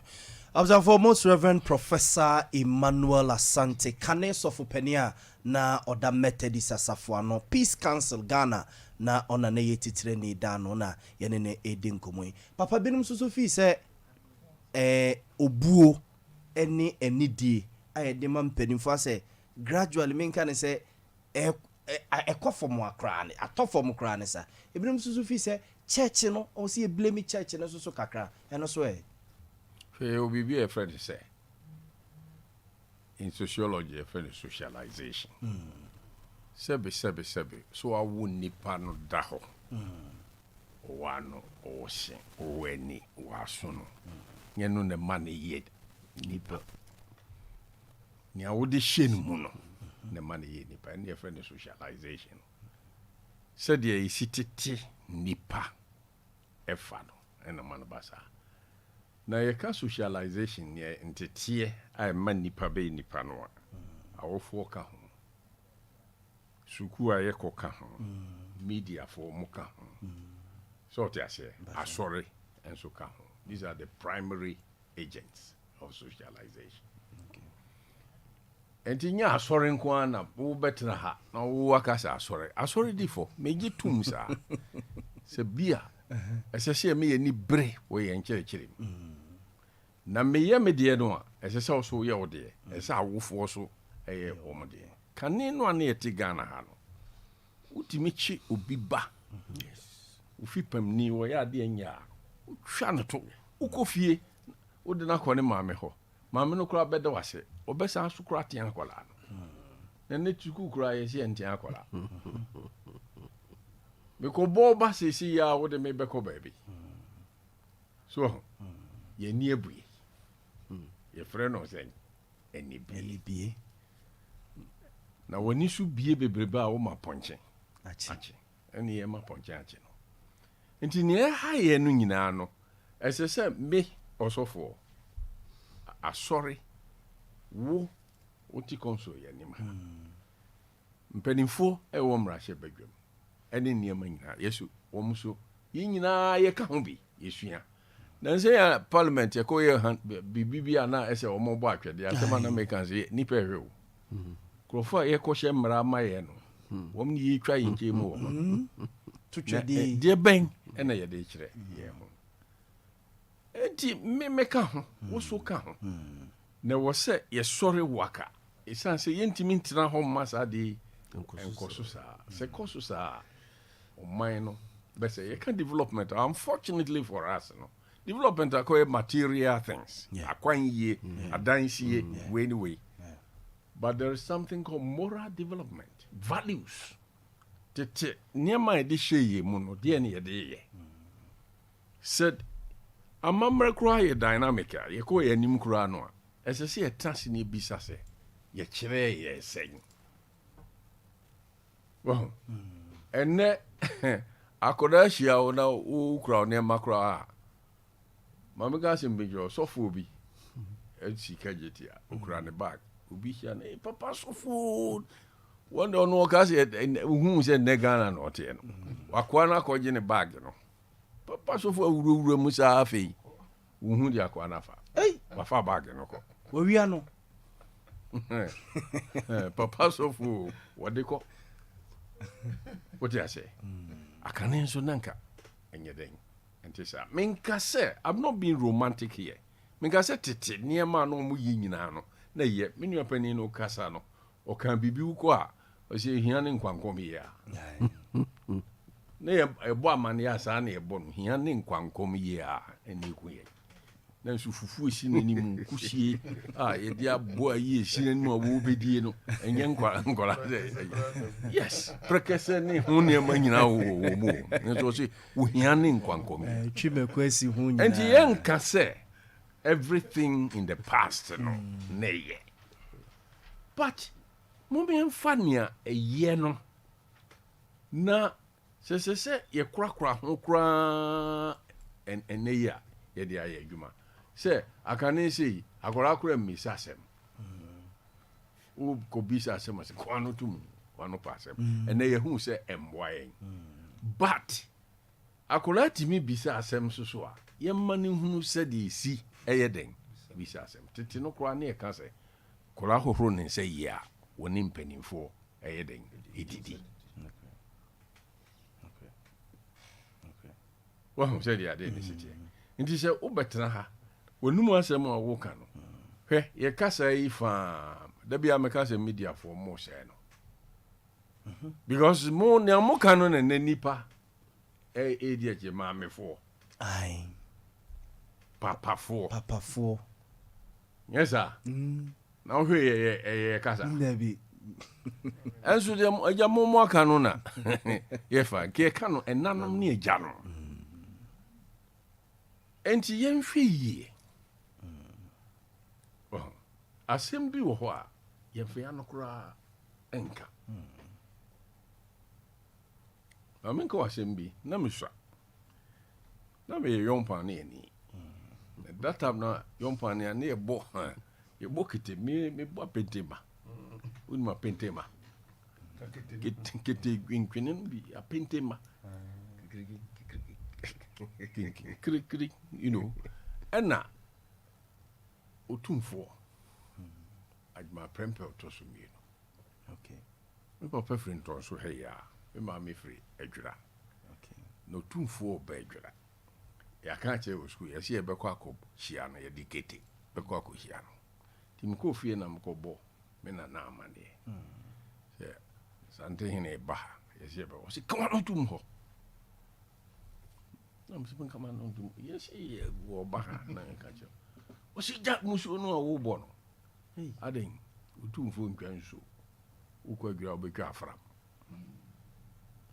so te ase eventually wo bai so ma ya bamre wo bai oba uni masam na naka wi ase sei me kasa se me de si obua no wo for wo institutions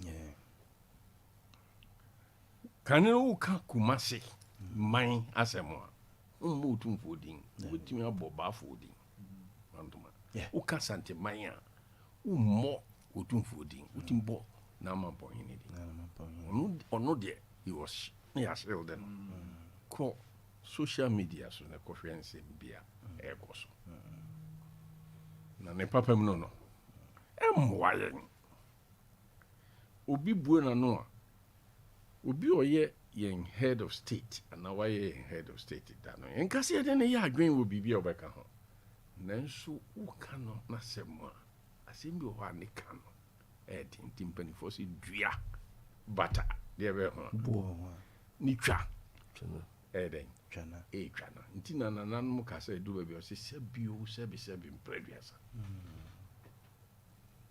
ne sebi ni ho krachi bi o piki be o se Yesu babu mu yankan ye Yesu anto sebe Yesu ni kurom ni ento sebe Yesu kurom ni ento sebe no ato sebe but ni na wo ho a na se you bu a se de man enipa no dema ndi me de meka no papa bi so fi se emra so se ye de mra etoto ye niema ne bi ho te se social media asemia wakwakofa be ye wo countries ya social media na ebi wo ho but o ma restrict eniema bi wo ho but say ye die ye jane sa se obi atimi twro ne obi atimi ka ne obi atimi ye video pe no de atoso ena ebinum so fi se ye media houses no content ni bi wo ho no mo a eba abonten titru ni TV stations ya adosi na no amanfo raise concerns about yi sende na men sende abosom eni ade a ekoso eno so no if amanfo fi se ye mra hye bedwa no ne mra bi en hyemfa ntoto ho lotto numbers onia papa mra hye bedwa for no de to be ye tete wo mokwa mra pa Ghana oman ye wo mbara Ghana mara pa ya se esudie eni se de be ya ye be enforce sa mara na ye be mana ye adwuma no eno ne ya se ye ka se media freedom anye ayi se de omo ka se omo be yi de say no de free on woni me metimi de wakokot media wo kan basa akere me metimi e de okokot de be court but e nyamsumfo ase wo kan yin ko se fama nyame o bi se de ye nyamsumfo enti ene de aba ne se wan ka se fama nyame a Kubudua. wo se me bodua That's all. wo ko ba bi a dua po no kra ye mo indi o se me de emergency be yire no me de bejewu wo sa se mo a o ken aya hom tisem me ma pepe bi wo sa social media adia eye in other people's country even in United States atro ye di gu paper so timi di say nipa di hanya nipa adwene well and unfortunately for us ye ma menom ne ye papa nom no omu ni access to that omu no ye nim omu mba no na ewo ti ho na betimi aten obi phone kutukuta kwa na sa papa ne mukura phone Messi papa no ano te on TV no ebu fa so se ya o se ekwadwo kohwe ai ne ba no wadi mfie nsia no ono be kwa akose TV no na opani na ti unim hu bali Yes, that's that's born fact. before computer now BBC beko ayi Deutsche Welle omo ye course bi de mai beko take his course media and religion ena ye di computer na ye ne ma bebre na nya duru ho na me ho kire me am me BBC di me ba no from BBC born before computer nkoda no nim sa de no So easy. brebi ana ye ka ayi sexual education na make a chomo say ye behwe so akire ye ma no munya de mo ye ne ye de ye ha de ye nka we na akora no wonim chen akora bia wodi be se mfie nsia na ne papa ye ka kire ne se kwasi ade ne hwa wani mo no se de nye nkunuma bie wo na ye se osimi nim dada ka kire ne papa so yes nim dada ye school bia na yate nkola no kwa no mo atwa akola kitu bi omu efum ho nkola no mo yesre ne na teacher no kote ba bi so wotie wo mo ame no papa de ma wo ye no akola no ka ho nse mo kire wo so de ba na sese ye yen necessary etimi show that you know say near mano akwa kosie no education kra ye woni me problem pa me wo the new year ye introduce mo friend say STEM so STEM and take our heritage into consideration and in science there ben but science, technology, mathematics, and engineering. Say, and no one ye besua. Let's see in ye values wa. And come on. How the STEM must go with our heritage, won for us by the blood. It can't heritage, you know. Asase, yentete, said ye nema. These things are very, very, very, very important. NTHS are the Shuanquan teacher for one nature. If ye school, media, and idiot can. Make us say, me 3 years, say, man, no, no. And Crofu be brave or how, or my model, near Macano, or more befan, TSM 3 years. We're conscious of that. We're stars. We're stars. Kofu be brave, but we and you kasa for ye. You're mentoring a lot of people. Yes. Very important thing. Mentorship.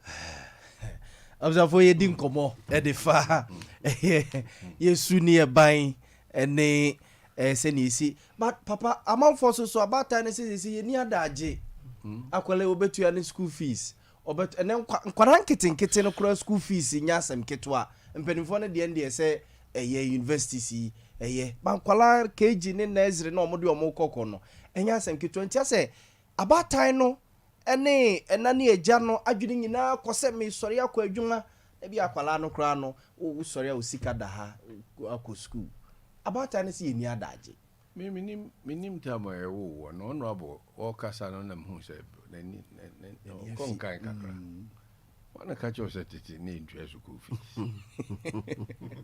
bi papa na mo de ne ti se hon show e ti se nei samre no ni ntwe school fees na din yie Krofo su ne kra de mi hu kola o mo ko school ntade na tete se ye time no ubia tade pa hye no to nyina wane de ade bia atitemu those days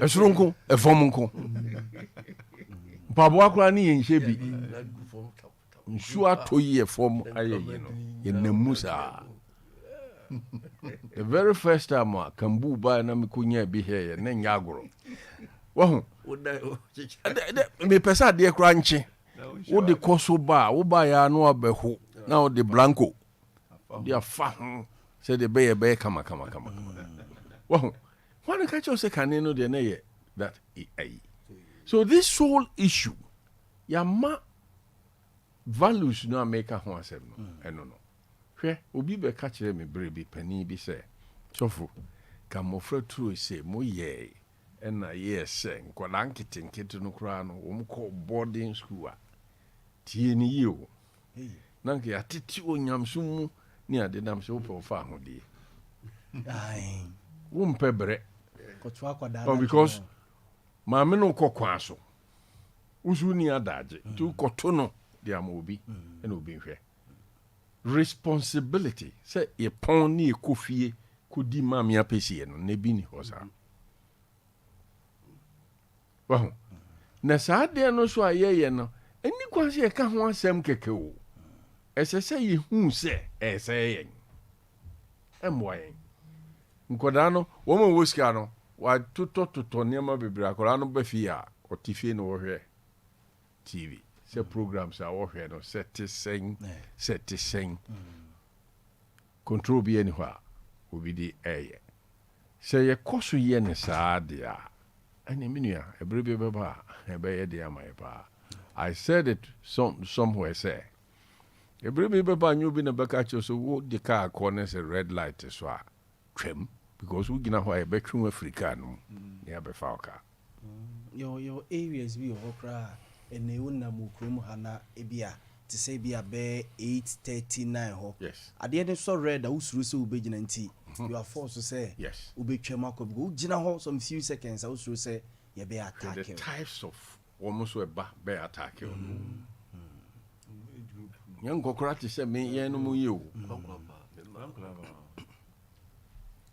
Accra la kwano so ho wo dey call sa teshi e nkola bi omukura blade. Uro wa hwehwe. That's what said you know. Or the breeding be sound when Hey, blade, sharp blade. Ti uduru ho na wa uro wa hwehwe den. Kodan kitin.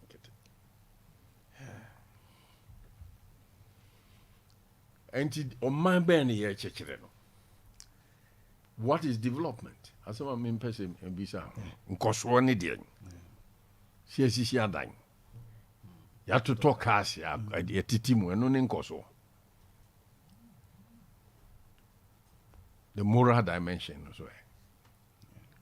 Obi one ba school opening country no crowd. Yeah. Your Quran be home nyini you do be 12 years. Tree no crowd or can one. Tabi as what na wo ti we ka so obi abenya onimuma o na chezo onimbrofo language kind of we me wa fa na dafu bi gina ba bi na nkora bi bobo na sakora we onim mathematics pa na dafu gina se ho mathematics ye ka o se ho mathematics ye ka brofo ne ye ka mathematics ye yes na obi otubrofo enim so onim ade yes kasao mi wo bi house actually house and enim yemu so onim ade obi tubrofo keke mi twa yeso yen ye de no kura ye wo no yemu okay programs ahodo amoyi me se de hin mo atase pa mo di deal with your heritage ne values friend penny phone so machire chere ne yemam am hu pa once in a while unyini announce say chika ed so yesusania de achi etim say you can't speak na o de ka ba dia show team say ya throw school down don't speak me am krom kasa na maminka speak English. Yes. English only nebo. Yes. Obi team be say oboy wakati you and then Professor Bodi I can imagine Professor Bodi what did you any ahimfo bubu man na ka kire everyday English no ka Professor Bodi say akoda no school right from beginning on te ono ne kasa on te brofo da say the old now they transfer about English papa baby ya wonu baby na ye ko fa ne ba na come myself with me and come ho asema ka go O level nya one or English. Wow. Yes, because of that background, by O level. Or watch my mind then one school. Nya one. Wow. Yes, NTN no cry. The kind of no in any fresh and tonight e ka twi paro. No pacho by Mike na kakra ma. Won e ka twi e paro. There be no English course better than woman on international school. Oh yes. Me say any dua yi me share man bi. Ne man bi no boys ba ko be 10 na 12. Busan say friend was saying me bring on teach you. Come on. I don't because what's your name? My name is Junior. Papa ni Junior no kra ni. Papa ni kra ba bia ye to. Papa ni jina ho as me mama no don't teach you. Na school mo ko ni. Can you imagine? But from one e kira ho. But e na first. I'm saying it's very bad of you. Champani fi. Omo ba fi a che mo twi. Ote landing. Atoli come bravo. Da. Nom ne abrochi na mo mu nkola no Ghana. Koto no so on twi. India niba o cambrofo kron so tin krom kasa o ma bin say I don't need identity. That's your identity. China ni overexen on cambrofo Don't concern education no so kind of fire deal kind of for efa teachers free am mo chiro on kan twi o mo ta na me kan da mental health over ayi this ana net here and then afi wo mo ni abere ya e mo hu say as a Ghanaian society efa teacher for your language is your identity. Your language is your identity. On to krom kasa your identity bro ni won ko dru ne say da o try say time bia who come bro for cross there no be catch your accent. Yes. So your self-worth is destroyed. One kasa way was saying to Ghana how to minty tree. I said Tina at the hand of Bruni via Bruni Penny. Bruni Penny. Bruni B was off or by how by probation. Or no penny palm being penny for back home cover no more introduction. I say Bruni Penny. So penny is of penny. What? Or no about a bishop. The presumption that was a white person. Sa kind of a son, Yama Winman getting in a wash away. A wash away. Your values. Yes, and then quite a Mumunia Grubium. First, and Usi Danoa, ya 2 war, not what 2 tasks with Fiona, what camping, quadaning in Antiapalanin, Pia, Uncle beyond the walls and the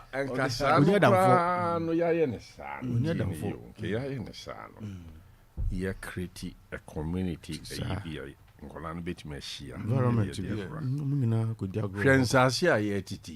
recreational grounds. Recreational grounds. And Nancy said, Mimi Shabuchi made the Mako Library in Mako Peko Guan and story.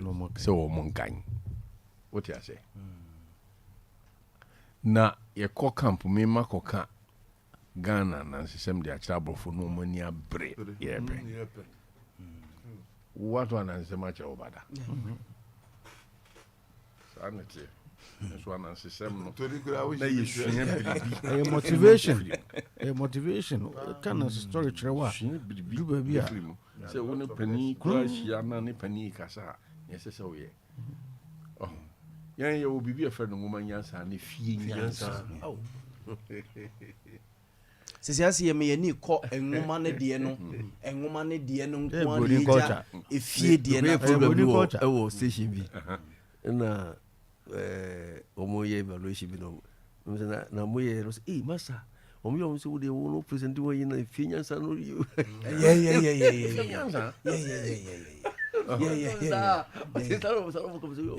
me teacher ni bi o chere economics say o lawyer kra na ye pen class fa because no dey ba form dey ba fie motifia o papa koto we ya easily ni atete ase illustration ko ja ko kan GDP na brie ni so papa yenim so obeje ho akọ eti ye ne dey de na ye nyina yenye ni ye nyina yenye bi ni ye me say sompa se mo sompa dia. I challenge you, say, Munya program, ye debate chire values. Ye mamma no mumunko school dano ye nimi ya mamma ni papa no mumfre o mumubi no mumekasa. Twana sisem. Mubelo ne de ade. Na yinhu yenso ye dia. Yewo. Enne culture center nyina na gui. Akane no Sunday bia me pon a nam culture center. Me coutier a mention. Yes. Me busem. A nankrofo. Emma. Me Kotena Gabrimo. And now, dear Necoso. Why? I didn't hear just any money. I think so. And then deal so by a bit me documented some moral values are Peckham was maybe. You can document that to in Chimane Bar saying it be a questions anywhere. They can read. So I say movies near your stories. Obiti se Bishop Sapon. Bishop Sapon church name Bibri. Kai said didn't understand him, meaning them say, hey, Papa, no, can so about face the fire out of ignorance. They condemn everything African. Ambassador Ntisa. Da. And the so the my book and they see become Mama Dada. Easy. So it is any about scholarship. Sebroni natural the don't think so. Chilewa mo be suya Bruno Suda. As long as your criteria and your Bruni, the ocean Brunia, because wow, that's what I'm sure what they say will be young. To a question so before say because Brunina may say and yes say benya found. What you want? Also on market extension of the culture. I mean, there's a lot to learn from that man. Yeah. So, Safunyame, yeah. His background, baby of free understanding of Niema. Seems a very indigenous, and he's trying to do things independent of the white man's idea.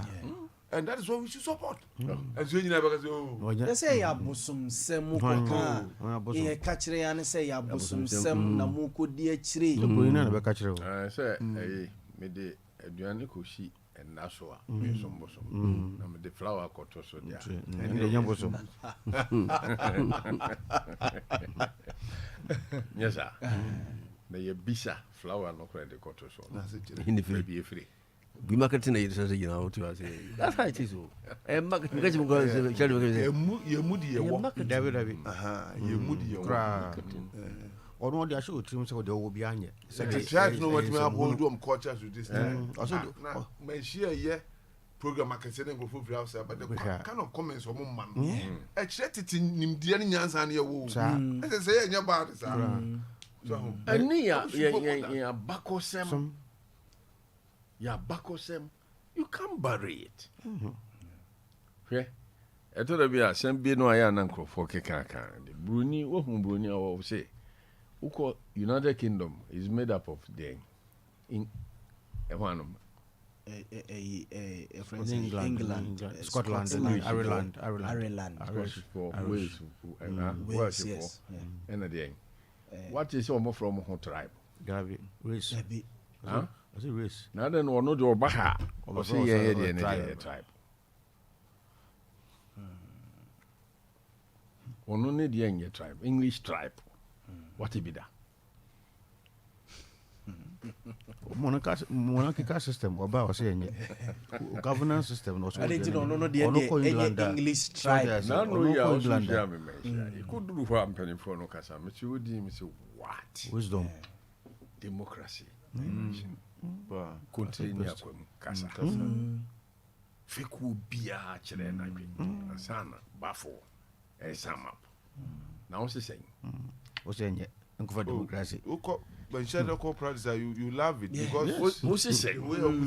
Yes, some man in pipe. Obia Transity Obia Casano, Obia new Obi Ano, Country Casa, Aquamu Casa.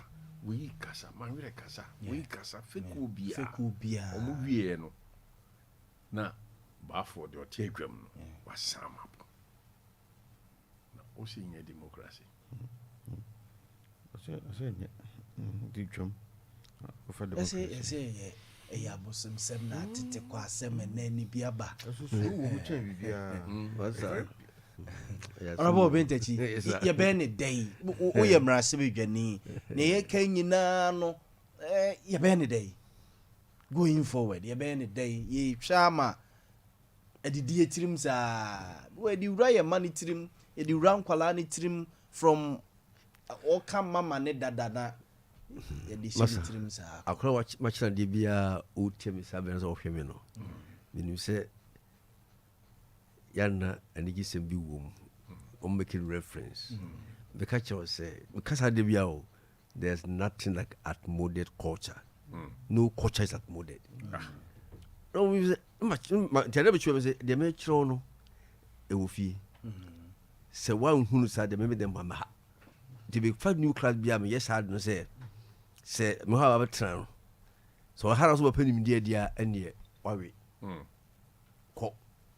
Na the ambassador it will fee. Mamma sample be say, one bay Diane. Fancy for funny babenua. Na Oma many if you phone not would be. On him choose half a year. On him banquet. Tea poor beer and then no. You know, female county. Ye yama easy division of Libentino. Ye should be baby. And a year conceptual behavior in the classroom. To my men will know for me. I can work with research. I can my 4 bears and 9. My mother also know for women babies in one day. Was being here body basic BSc. What can you know? We are no share man no te interview no share on the average, you know. A quania first a young choir, a vessel in Pabia in Num, or from Macusi, or from Macusi. No church we are not catch you say. But so young quine, I got in choir we are. Ubefa we was the recipe while you are to a more. what conceptual behavior to be taught in school. Yes. To the idea now, yeah, chose school a woofy. In the band, so wouldn't be of maha. Me na mbɛhyɛ onyansa maka kyerɛ na mbɛhyɛ ɔdeɛ yɛ mbɛkyerɛ no fifie ti ne yɛsua no school mu bia no ɛyɛ conceptualization of behavior out there and the coach bɛnya molded na wansua ne yɛnyɛ research jɔ sɛ ɛyɛ molded na me mama mfato sɛ yɛsɛ bibi de trukusi ɛyɛ molded nya molded wɔsɛ isɛm sɛ wɔsɛ bragro nya molded na mo hwɛ nim wɔsɛ ɛyi which hand ɛdeɛ deɛ home na wɔsɛ nya molded maka kyerɛ sɛ saa which ɛyi na wɔka wɔsɛm no hwɛ sɛ other way round a convent trukusi a convent saa which are in the old age so who is able to say obeti fi na ho dodo na waye bibi basa na ye hu say the behavior na sesa onyini eno achina ko tren ba bi say the behavior wo hwe ne kwe yes I know ana wa man so before but me wa no ni old age mo no ohia man tete a omo similar yi no say mo sa yi na omanyan tete bi omani ba gi omo ana ne nka say omanyiri nti do ko say obi time was on the friend old age home na do the friend yeah which hand and I say which camp see the problem pro woman is so mentality no see I research mentality no so ujai would know I abon be yen so on boku no yes a hono a soulless exactly for them what the government and as a mind influence and yes wu kogu no but how do we really exactly make that a year exactly and what's the kind of tis who say ye tete be nipa bi wo ba bia ye old age home na ya mo nyoma ni gie na bi kwa mo bi ayo ama wo no be productive class am society bi ana ne friend say ho negative e kan sa ko trokosi ye bia ye tete nipa ama mo serve very important places and this ambia no adu ya gbe say de bia say e wala nkran kwan ya dwene ko ne ya hwe that way round say ya yi enkwara ma yo ho ofe kama na yekutu no e wo bia bi o mo na sebe wo ohini fie o mo na sebe akonfo fie those days no unya kwa sebe wo ohini bi fie a hwe mbi so mo say fa say bi program go school mu ha en na bia say ye baba ye graduation en ya select mu bi say mo na mba say what how do you feel obi ase mani bachi ye friends mani select ti sanko da no ye friend wo mu ye hwe the positive side say ya friend ko da bi we mu ene mom training ekwe fa so sebe wa himfie ekwe fa so sebe obi sabe konfo ne priest o high priest ye be kungu kwakum nwamo nye bia wie o ma be kwado kokore ne agive ho beba no say no me obi bia be wala free adihye mu ye training akoda no modi magin nyina ne say ye de ne ko so konfo no ano nko ana mo hwe ni mu dada we ran na ye tete akora as a convent akora ma nyini o ye tete be sebe high priest no ho no say ne ko no ana ye nko ye nhwe nsa ne kwa no no babla yo as there's a meaning for the group brano akwara si so ya yetete no de bia no akoda no odware plane won se so someone mu nyina mu dware ajuho na obia mo da so no mo dware na ebra akwara no hunu za de mi da nti no o dware sa no onfa ho to go through stage na ya ebe ye people right na je be group brano ya ko dware nyina wie no ye ka chos hwa yini yo kom anyine kwate na o se ni akura ne be wuro no ho bedwom obe proof say onyini ko hu se ni ho onyi obe proof say oni be ma ndai if he said virginity ye issue a eye divine na obi o ye virgin ofie be o virgin ko ofie a o ye blessed that's why he say blessed virgin Mary a whole spirituality fomuso and chakwa ko pe wo fo ye virgin a enhia munya mu fie no eso to obi so protect na koda virginity say ne Mary protect virginity say o ye blessed no and then na ya ye be grow brand na ye be pa ho say ene de o free transition no ti ewro ho wie no woni nkro wa abonten no ene ye de nto be frawo aka cho say wo nwa abonten bi o ho abanwa che say wo free sab to be man na de bi o dia grow fi e baby baby so we be hu fere ho ntu free kwa yema bampanyim ti we last time wo be dwa bonten ye yi dwa bonten na se chere no ti o last time wo be dwa bonten no be dwa bonten and e we in front of trust we say kim what we me so you ye be some 40 days as a chere say kyɛ sɛ yɛsiw hema ɔsi mu mary yɛsiw hema yɛkɔ na de fo yɛde no pɛpɛpɛ enti yɛbɛ grow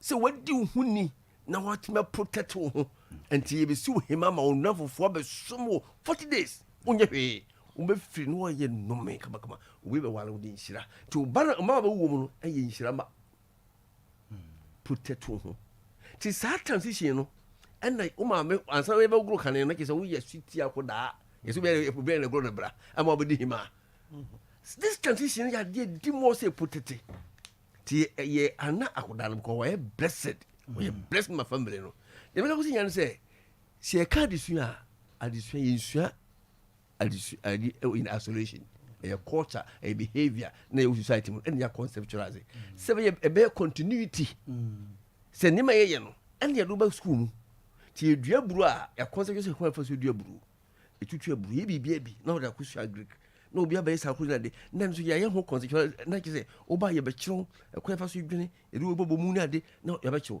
enti bomani amam ton dwo mu o ya accounting o mam ton money a eye business activity if you say okoto momoni no sidi ba ko a obeto agimfa so obepa se mama me okoye no oto momoni nkantam miensa ye gi wo sei wo fa ka sei wo ye sei ena ye besese a kire so wo ya kantina oto ade ni wi a card fa ba ye wo ya wo ye ni sei wo be kan na bu hu se ade ne bo wo ton gi si a fa so ba so ye sen abla watin ya wokoto ba ye no afi potete odaka opataka unsuka odidika ene be show se ba me so wan fa nyi bu si ya sare mo nyebo boka entibinum diga no boka san kuntabuo no ni emu ni enti obi onim sade ni na no wo kire ni wi a wo hu se me bebu akontan ma ye bibia ne option classroom na ko chi ofie enti mo be wo ye no fa wo su audition wo su fa toto ho de bia me consequence behavior no free de bia wo free ba ma yen sa de be si na yesua no so okay ma chiro si GDP de card inflation card ben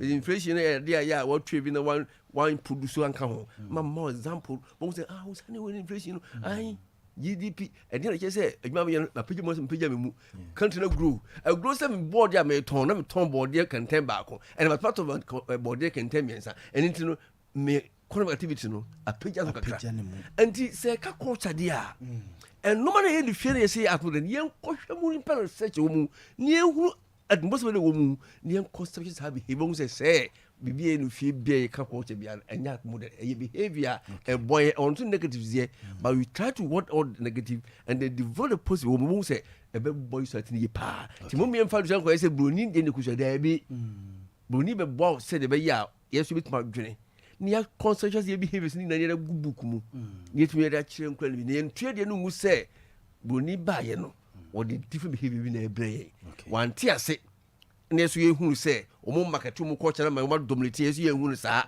jama ye trust ye be so ye di na agu ante sa da ye behaviors ni na ye papa enya atmoded papa ni odi ja ye kra na ya twaso na ya be din komo afa auditor general's report ya be that's right well me say de me de eja ahwefo ne atiefo ene say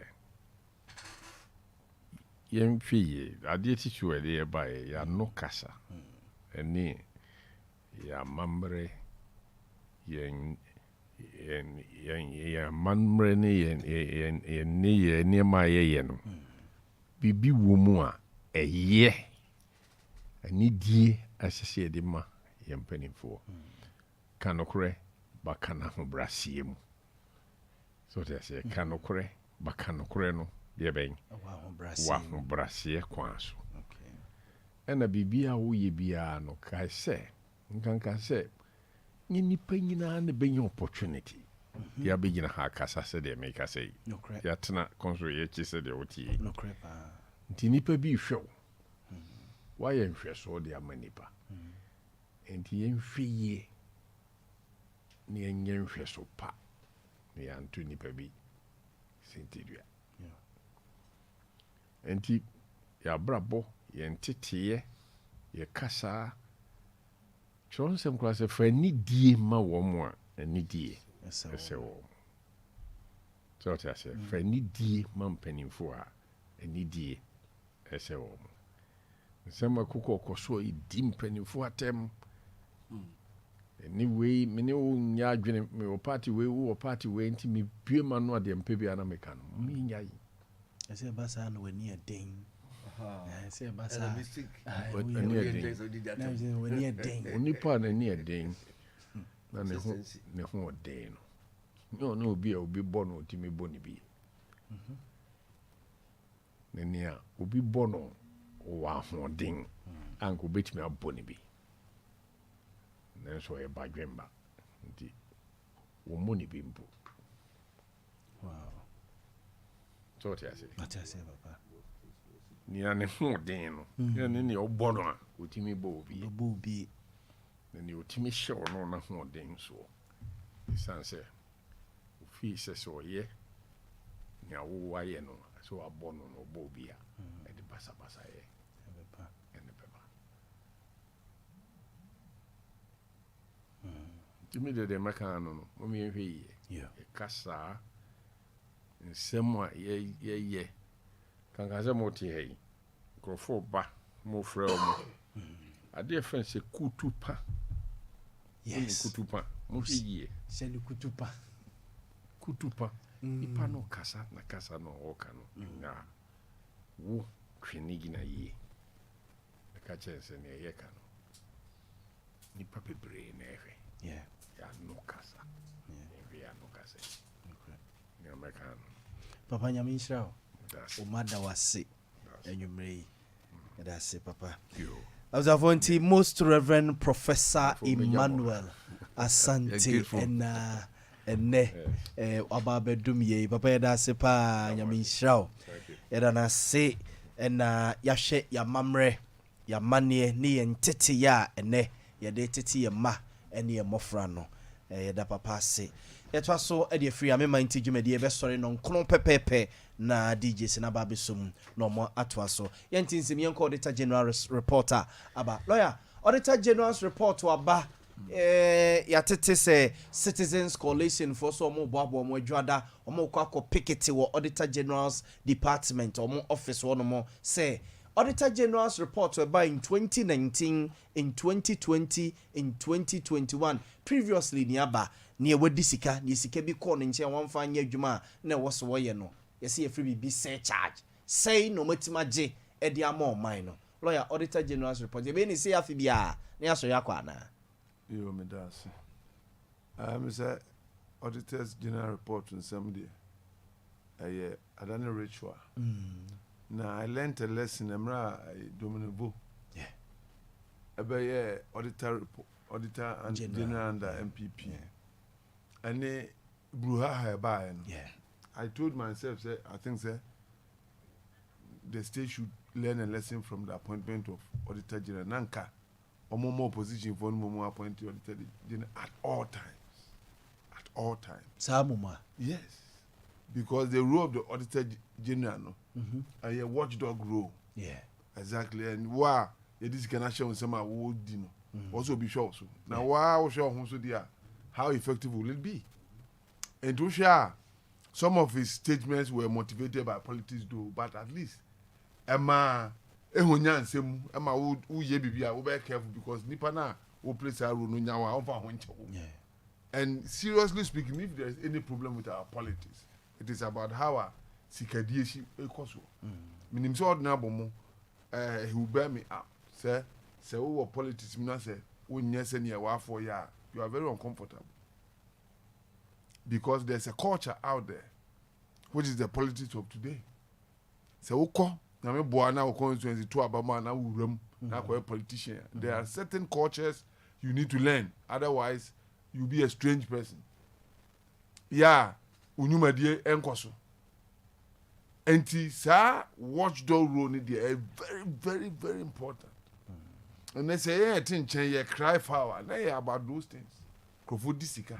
Ye beka ho asema enkosi aga no ko scot free. People who have just graduated from school get political appointment. The next year no me team man. What I mean here say what the be ba ka say national security. You who how sim amass work within a short period of time.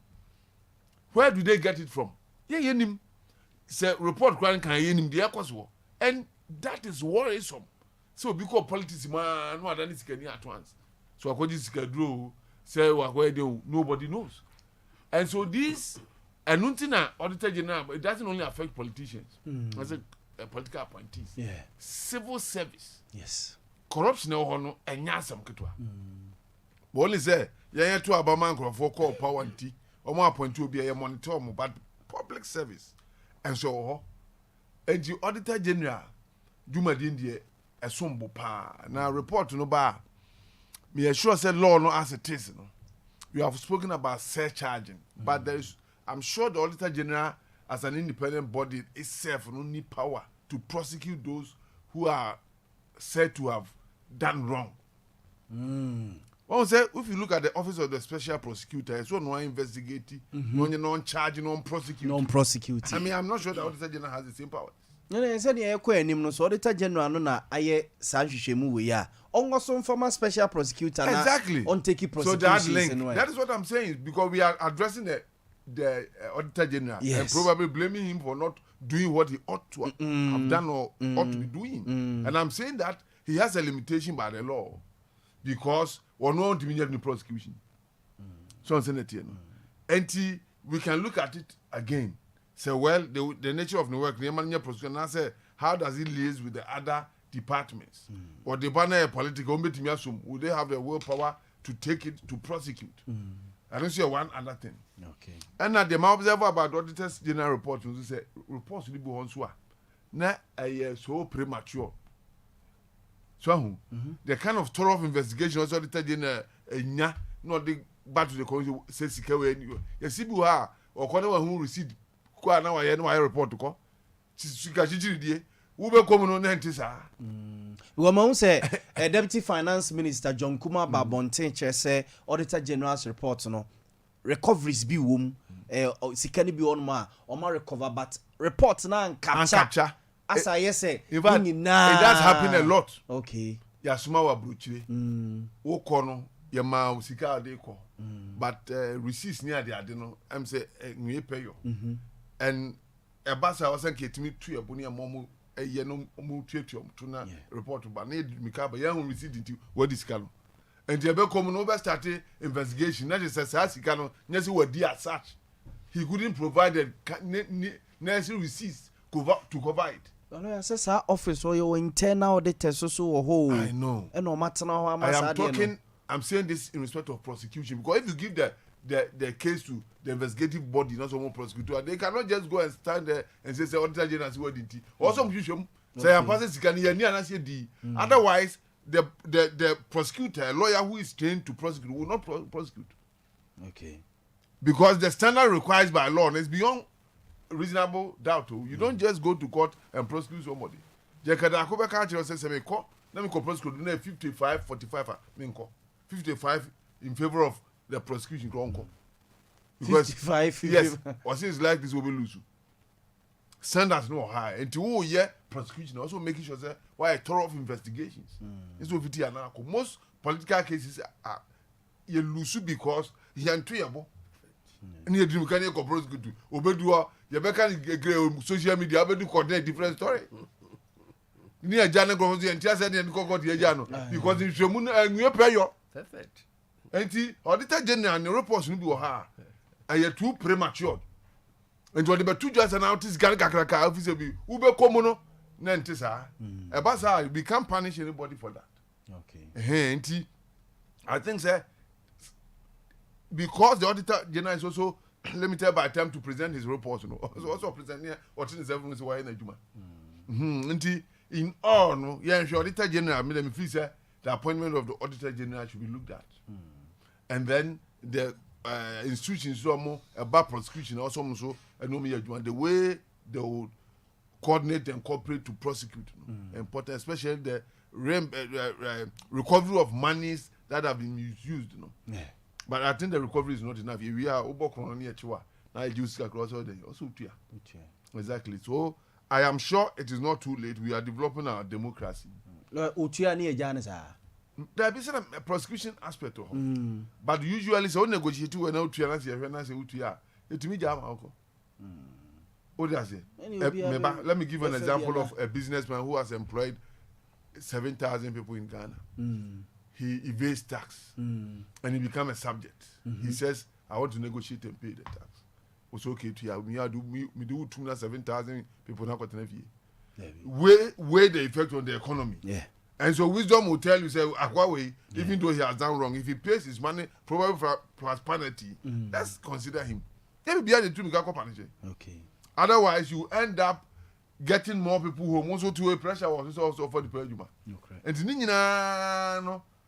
But the most important thing is that there should be transparency. The problem of Ghana is not poverty per se. Because maybe personally, if you ask me, ma tu kwan wa Ghana kakra. Bibia ni wa Ghana just was Ghana here. Bibia no. Bibia nature de mani pamani di ye bia nyame ahye da che ye bi. Enti wo hwehwe Ghanaians problem also twa anumu. Now consider other factors. Why are we suffering? Because the resources needed to prosper there, we have it. More than enough. There be also the big count. So that and the problem in your resources. You can human resources transfer. Look at the kind of if you travel as Ghanaians are so intelligent, well trained, but yet when it comes to our politics, we are suffering. That is a new human resources a problem. So there are other factors. The kind of Subani culture, political culture in the schools when they are doing politics, the kind of things they are introduced to. Do the political human business as usual. So the greatest one which lately I've been saying leadership. Because you hear Kenya one examples now, we can see that leadership can bring change. Yeah. Leadership can bring change. And you know, one major thing that we should be thinking of, my leadership. When you are in a party, political party, never be in Koswa, be bold enough to speak your mind. Because mom yo you na power asem. Obo okra na asem obeka and na babo am city up. Because you see the church esano. Onim say na chiachia. What do we do here? Say because now your party bar, changing also support the crowd even if it's wrong. And that is killing us. It is killing us. Oh, share complaints near the idea because we can say we take care man obi akofo place to try. It's in any ho because it's in any part no so sa. Na ho kire any ho sende. Enti obi no be akofo place to be try. Ye nyini a ye kɔ no. Si enya mpenyimfo a omitirim do especially bi be friend fie bi nyansa. Fie nyansa no man fan toto ne ma. Sa na beba. And the auditor general play important role. It's a chrono so tia. Sika beba system ni mu. Ne dia bo ye ho bra. Ne ma ehia ni enya. Chrono no do so a. Na chrono ye kan nya politicians nko because we auditors general reporter enye politicians nko na bo chrono. Public service ne civil service kwa dey west. Na Papa Johnson Ekuamo asiedu. This current auditor general or take over from Domlebo. Adwuma oyeye o kan say. You amanfo so be born abaso say your boardom level abaso we so me who saving ye big universities here ye ko na ye di 2 year home call Legon me call KNUST even courses or more run no majority in accredited tebinum so fi say papa yi say ebia car was so yes say be retrieve scan no bebinum so born abaso won say afọ na ya adwene so be born abaso no pa obi ya dia no sir I say the man I shouldn't crying a man konanim what they say nobody is perfect they say starting free education na ngrofo bi say enkoye now how can you start the program and immediately expect it to be perfect? It has to go through processes and to be a starting bibia they also yes so born abaso now ginger no to me anymore what they say yeah shouldn't crying ebe mo timi anya akukuduro so me kura Ghanaians are behind me let me do what is right and then he will proceed to do it now at the Mpunto na bro man. To me feel say he's not doing badly. We can't assess him with this one report abano. We are looking for more. So far so good. Onye no. Now institutions na your bossy cancer or some recover na bag Ghana on. It be my last time meeting vice president. Measures will take the digitization the sika ye save out of that. They are very very important. Very very important. And to ni nyina ka ho it will support the auditors general's business. Yeah, make sure you are cutting down waste. yet me a channel to develop it. Now I'm to me to boom. Okay. I was a lawyer William Kusini attending Kanamamin to a champion hona minti utu on Auditor General's report ya abayotu. Richard here for Auditor General's report on the Abatuga. Ghana for first and foremost, a recent publication by now also indicted the presidency as one of the most corrupt institutions. Yeah. Yes. So, Auditor General's report to the whole of the one as a one of them. So, if you didn't change it to an moment, check it. But back to the Auditor General's report, I think a bedroom, on my moon, the waste now air cost. You see, you actually do to say the E-levy now, 82% the targeted amount and I said the projected amount and it was 6.9 billion. Almost 7 billion. Almost 7 billion. Then I feel back up. Sika million funny for being 17.4 billion. That is twice that amount and settle that target saying capacity. So man you say who say you pay who say. So Nanti says Sika now here say IMF in your report where ya well here says economic the Brown family. Unless of course omu nyoma bi omu painting no omu de says can be do me because say me de sika be ba ho say fa di dwuma bi awa be bo wan kasa ho na sika na me de be ma ho no wonya ho kra be mienu want to be afa di dwuma bi afa ma ho bra na wo expectation me say afa say sika na mre wa na ubu bi say sebi perifo mo ni mu a sebi ma adwene mo mre kakra na say wonya a whooping 17.4 billion Ghana cedis what we seen within a matter of 1 year. Baby sikana nkasa akoshe. Now Obama chance over $3 billion. Minfamo. So I'm going to Ghana was here DNC form. I was here DNC form Brian. Say I'm sure because the trend has been say every year be this Auditor General's report sikana economy. Yeah. The previous year it was 12 billion. Now we are realizing 17.4 billion. Hopefully next year we are hit about 21 billion. Now who quantify says sika we nina now we dwuma di ebitime di e di aboard the average Ghanaian na Brian yeah ho bro seriously yeah ho bro because if you be sika ni be free ba the various assemblies it meet to binum ka yeteti binum senate me kwa yen fan credit to one account or senate what is happening? Meanwhile, you see, a no so touching was a wire biometric, whatever. You did say nipa salary, so Obenyano Winyan, biometrically what verified. Before I saw Sabecon or Ketcher, I just say, you found fingerprints in the idea. So I didn't think between two be a Ketcher, say the cock or to the snake account to. Meanwhile, Sikaning Kona, I could be bottom.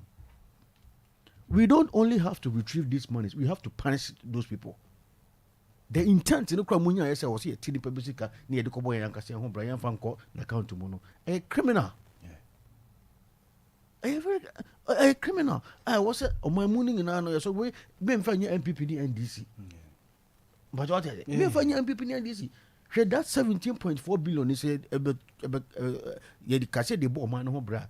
In your Kuma, almost in high school, you know why I do all because Buffer Stock or Omodeka. Is coming Fanto and Renema Union Commandi. And on answer, you for to say what Montia Nap continue you won't better if your Munyasica or Musutra Bands are bind to Abusumi do any actually to move for Musica Momono. Says it's going to commit me, send me and training in our crown and commit not to Subi. Nurses training allowance, teacher training allowance. Nina Google a car, say, no, I was a buying or two say, no, a person a boy in your hobra. Yes, as can be near to me and Yasika 17.4 billion Ghana cedis. At Wogukwa. Sir, last year, the other by say, I retrieve, I was a kind of way. Yamu Bianco Quadu, Yafu Bianco, some Dibia, so Scana Hira, you know, Oda Sabi a foul assassin to the Brabigina, some Dibia, a Bubawa, Sabi, Actuasoma, some Nahoma, almost all my village of Mokakudis as can be. In the Ayami Chronic University. Who can you see? And Legon. University Legon. So most of their programs are 360 and accredited.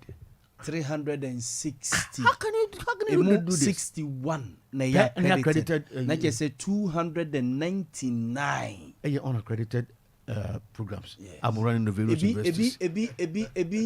A license and I say be a year I expire as far as 10 years ago. You can was the institution now. Ghana tertiary education and their commission more apply more the application I got over the farmer. Now who should you money and you don't farm? Huh? Or you shall know mama answers all this accreditation amount of amount. So you shouldn't blame them. 374. Because you see, before I said you be awarded a university be accreditation, so I'm running such a program. We have to do this needs assessment. Or my muna yetimuno, a DNA here, I was a young program about mine. And your program be a or as your program be will be quite professorial one doctorate be which or quite one. So no selfish gains into or buy a woman over the way through. Near man program the actually. Course na mano program na mano obohuno courses pair I was a program ni mu no I 2 courses pair they can I borrowed courses you go for we kakra you go for we kakra you go for we kakra they be ka ho I the program obokom na the real issue program na kasa ya 2 courses pair ya onuntio ni ya build that program na mano no watch it ya FIFA borrowed courses we dey be ka a whooping 298 programs unaccredited. Public university. Now, you this the standard now. Friends, the image again used to one. Some publication about Bonteno. Who's a Bemana form? Internationally. Yeah, internationally. Legon. Yeah. We major my build over the years thinking I say unaccredited programs. Because that is the more reason why offer your way. And not the more reason why we are producing a lot of graduates in this country, but we are not feeling the impact of these graduates. Yes. Yeah. Every year, some instrument makers say Legon Ken used in Kwano, graduates of Roma Boncheno, I have more than 150,000. Yeah, the last time I checked around that figure. But we are not feeling the impact of these graduates. Nimdia Mukosia, Siahuno Makonya universities in Away. Napco and in Napco. Me say, Brian, ya a betom rebido, Ukra 200 Ghana cities, a bit by employer graduates or Ghana. Say, Menam Catcher. Who does it 200 Ghana cities? But by employer graduates and the Cabo Somia. Obaje, Abayo, you want among. Now you must over Obey. I can kind of Troya. I can kind of Troya. Theoretical knowledge, Brofoka, Asa. But obiso ade ode ba ene say ne enti a yenya KNUST say bia or what 360 programs that's 61 and they are accredited ne say KNUST noted for science and technology obekom na ne science and technology programs no concentration but opeso yi ne concentration free science and technology and the call humanities no ho human resource so we benya numbers no yes media communication is an obenya numbers no and na massa problems we nyina no encounter bra nya no kre sa ko he we central for mo ko na mo interviews no ene legon for ni nyina na legon no engineer ya den Legon. So Legon they noted for sa humanities, law, politics, and engineering, geodetic engineering, engineering, and so environmental problems are you Ghana hanging the training architectures were civil engineers, the mining why tax resources and some good your Bobby Ditch or your marshal. But at the end of the day, is the society feeling the impact of these programs of Morano, the various universities? In your bridge, I just a channel for the Bayama. Electrical wiring, I just a channel for the Bayama. Near Ghana for you. And so to now. So we ask ourselves, a day in past society, academia, and I just Ghana for him, they Ghana for boy homo. We are training graduates, a lot of them every year. Almost 150,000 graduates about from Legon and UCC for universities. I think the area you're feeling the impact in the health sector. No, mom, you medicine, nursing, no, and look how they are going to go up on your coffee. What would you go up on your power? There's a dinning in you, baby, I knew it, bra. Yo, baby, I'm no kind of make a product of progress. But there is no more issues. Engineers, we have to sort of inculcate more of the practical knowledge into these areas. Not theories, no what is so. Because Baba Diani Dawson, bra.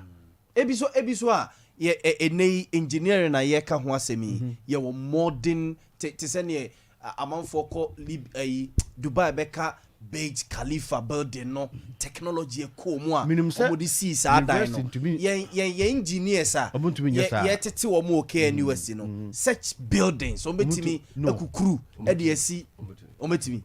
Yes. Honorable Adaroma, honorable Bintechi, what also means when need to send you also so but what I'm saying is that University of okay, but they may pass a chance say, they may pass a chance say one, yeah, this year. So I say, so yeah, schools in the practical aspect of the program, no, yeah, my focus in okay, theories in it also. Theories in also because I'll be electrical engineer. Now at the end of the 4 years training, what me catch them say socket to be fix socket. What are you telling me? Sabi roadside electrical engineers or the 2 years to be to me our whole house. Yeah. Now what also your graduate go school ya chill book your mount in tuition. Now practicals. Now at the end of the 4 years training, want to mean and fix common socket there. Now what are you telling me? Common socket. I ain't been in another room. Katanga ho. I didn't say no corporate slow down report. But it be so blame more politicians and I say you on kwalani bisu so o makwa akosua de no. Osua de no nim. Ba mo more opportunity to bring knowledge to bear opportunity society opportunity like what? Say be a contract be o ha mo de beko akoma buruni. Wa bra bi a mo de e bi say o KNUST Faculty of Engineering. Ye de sa contract we amamo. I was so demonstrated so you know and send you the contract in amamo. What we school 4 years we are graduate. When your friends a pencil cry when you be same for bridge, Tano Bridge, Famam. Minga say a whole big institution to say KNUST and Selegon. Yeah, the more will be disappointed. Drainage systems I work Ghana ha a kum former or that Accra second one. You need civil engineers who Ghana see come to me. I did omni media couple my son. May actually as secretary to a board. Akening construction. Yeah. Now contractors no more sir. Like just one road. Omo year runabout between behind it. You know what quarry. Now there was an incident na bisa about why they do certain things. Runabout and no more year be funny and he was explaining and he had occasion to say Sebu come designs in the bar. Politicians it ought to be approved. Now it goes to the technocrats, Ghanaian technocrats, the politicians who we can't afford it, those kind of stuff. So at the end of the day, no open years, you back see a new music. Meanwhile, you're buying a phone and the next year, and it is more expensive than fixing it once and for all. Yeah. And the design, almost many idea, and so the all call approval. Back a different story. Okay. It boils down to politicians now. And technocrats now, yeah. Say highways for the place to someone yes, ways highway there. You didn't get any said you. Kakama. Diana is really so here, and no one neko. City engineers and so you city engineers and I approve you. Someone say, move our roads to say the door say simple. Okay. Honorable Harry Point and Maminya Quanka so funny. Otuomi da say, Mami Kono Petechi ho. Honorable Auditor General's report in Yaka dia busy. We say KNUST ni lego asemi dia area pa your field pa because once a soldier always a soldier. Once a teacher always a teacher. That's me. I was for Tifo. My mom shimo wasani me hu bebre sa na medical academic dia no kakranza. Okay. Eye accreditation somo no enya course na enye ni accreditation tie. Course bia e be ba bonte no. E fa process bi mu. And the bia fancy bia school bi so mba ba ye be fa bia geology. Yeah. And on be design. To mo hu eni be o mba ye se bia fa se bia also mo ye ada omo nye all engineer in kwa also mo ko fa social science called being over build Accra no in we are ebe boa ma course no the course na prove anonko na secretary of bayan so enkune na accreditation na de woman say marshal ni nyina wian se be ya obi so be ma independent opinion sa de ne be ye adwuma na hono na ye won institutions a wo mo hwe sa de na look at the more university of Ghana and they be overwhelming say cause me to my call for years e bia wo mo nya contract so and I do yen ento de say forever e wo bia say mo yet bia course e di kan aye amman accreditation no say no more obvious wo mo sa ko renew na mo ye na akodu ho na ade ne emba enyama na ke so ade no original mo kire enti ba sa na untimi nka say omo fa renew ayi ni manti no kwan metra no mo sa nko fie it honorable sam kwala na mo be kire o made na se license we ni maya ni certificate no dey kwa bonten enti say enya course na enye o eye open independent opinion say the machine no eye na oba universities na eye sai ne ekro na chin universities na de na ne kokko yes nyeso we from na ebo eye timing and how about me meet the cost involved ni na ko nye eye so ko to ko na wanya sa o ma we engage o mutum ka because say me ko ye assessment ma university wo ko Presbyterian university omo invite ma ye ko ye imama o mu and mo ko so ne ba school mo yakete mo yema wo lectures mo hwema mo ma nye from ne da di anhwe se be ententem so a na ko bi ho and ya na course na nye a matter of procedures na ya do bi na ebi akam and na mo se Ghana for se bi se na mi ko on se adwuma ye no ya ne do bi say ye ya mo bi pemu yi bi na ya delay na ya nsem baba anya course na nye please a matter of procedure se o se e ko ba bi no bi man independent opinion said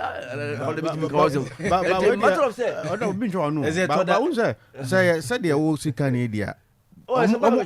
Piero no by some also can something entirely different from the ones working. So they are got to one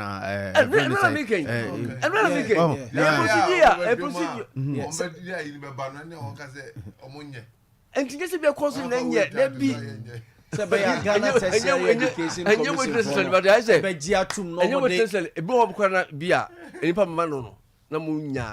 the right person be over here no need I say my article na me come journal exactly my article come be journal say you tell me o ya article come journal say omu and publish ma also mu nya obi o field ho a obi come hu say article na de ba no concept o spouse no and fa o ka o mu no e ba bontina indeed emiti sa yina sana o ma publish yes and sana bibia mu no ekro say ansana ade be ba bontin no also wo hwe say obi azamezamani na also ko school so we project work o fanatics no ye no and say delay na obi kasa unya so say bi o kom trauma o wi acclaim say my personal opinion say that is we fata say o de born in the PD o de born master o de born we ya let that ho and the bia zaman di nti we dey academic yi no de e ba sa na ye bi school ye di kan accredit no and na wo ko ye renewal and mo twa say o di renewal beba no ma gloss over and because me head of yours me follow up no follow up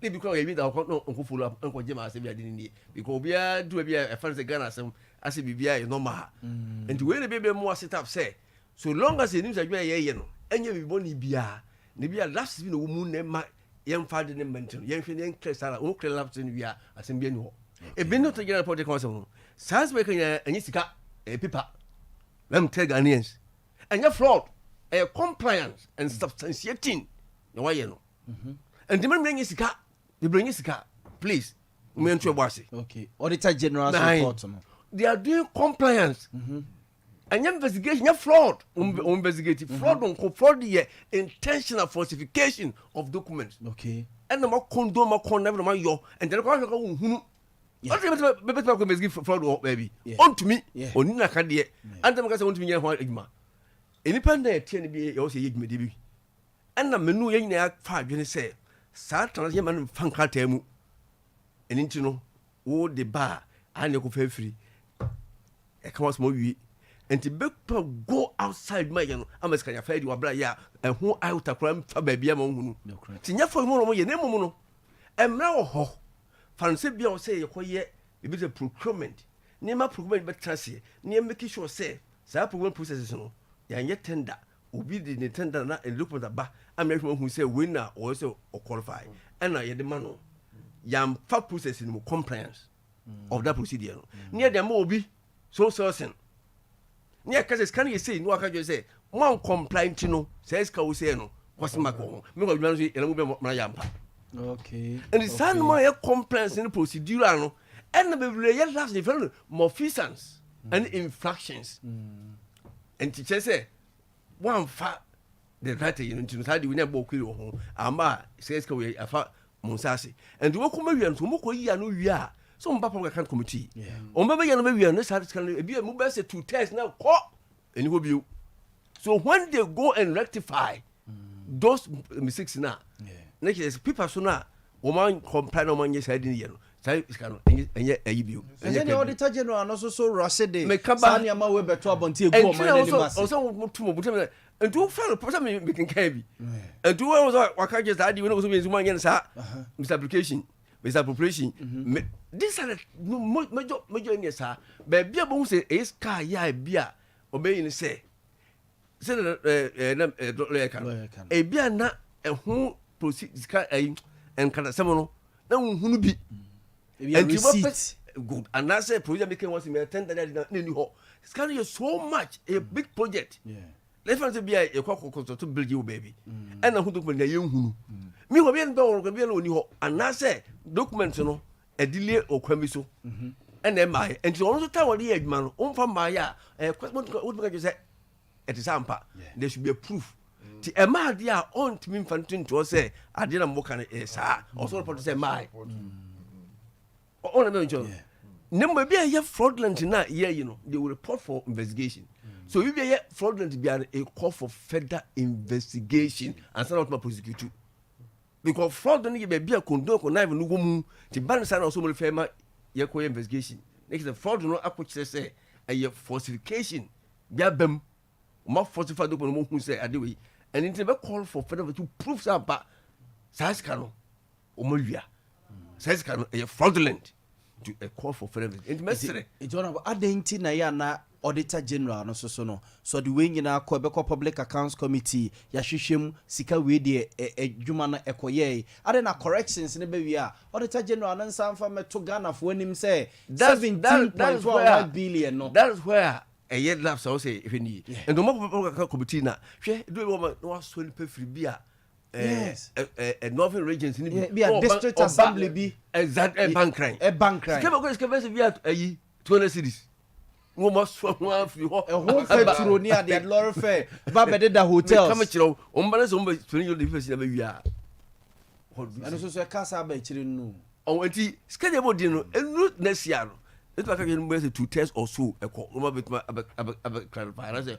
o matumi ab proof say the documentation is misapplication na no mo ka no e bi na ntisa no mo de yeba me fa to ba ko na say be ko this assembly na me say maboa enkura bi go school ni ade and you know say on she me fa me letterhead show say be ya or be accept say me letterhead no the original one issue because me send you man o iso say nko ya sa you know to you know on no mo nyintum okay and so can you try mo akaso say me de me letterhead na proper no e ko mo ntu so say we ni me you know to say nko ya no so call it and that also make sure say me the original ten and say o print free me sending man WhatsApp no or print onya no or original no yeah and the bank na obi o tebia onyin tum and the bank says kabia what Simon mu say yemfa mo obi no entimi anya adwuma because there's a what inflation more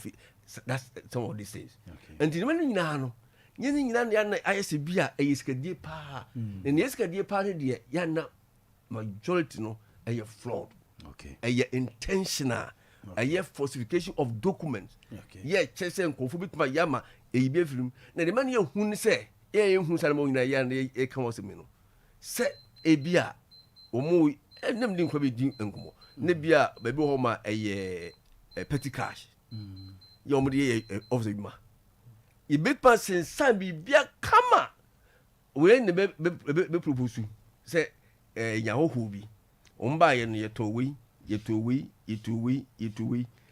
na we have proof ampa yakotoy no we are authorized yentua no we have payment no science mo ka good people are satisfied like enye no correct okay also is it and intino san mo sa no enya de a obehunu say because omo ye adwuma no abombodin akondun akondan yes say obi ma tip off and the best catch say Gana be pese ye man gina dia ye ma more of tip offs no ya mpanyifo bi ni adwumayfo bi aye kanana na transaction bi ya sensan kama enso and the place okay no ma giskrendi okay anu sa no unhunu e bi listening to dia no akire enti so bit me e be tiamo na so dia afi na moko ye bibia moko da form ahwe no man say e ko say ansama hu sa enti master fraud ne man dia e serious matter ne munyaka ka omu de na ye san mo do na eta do so o me do public account committee no na sign me no ma rectify go do as ko mu en rectify ya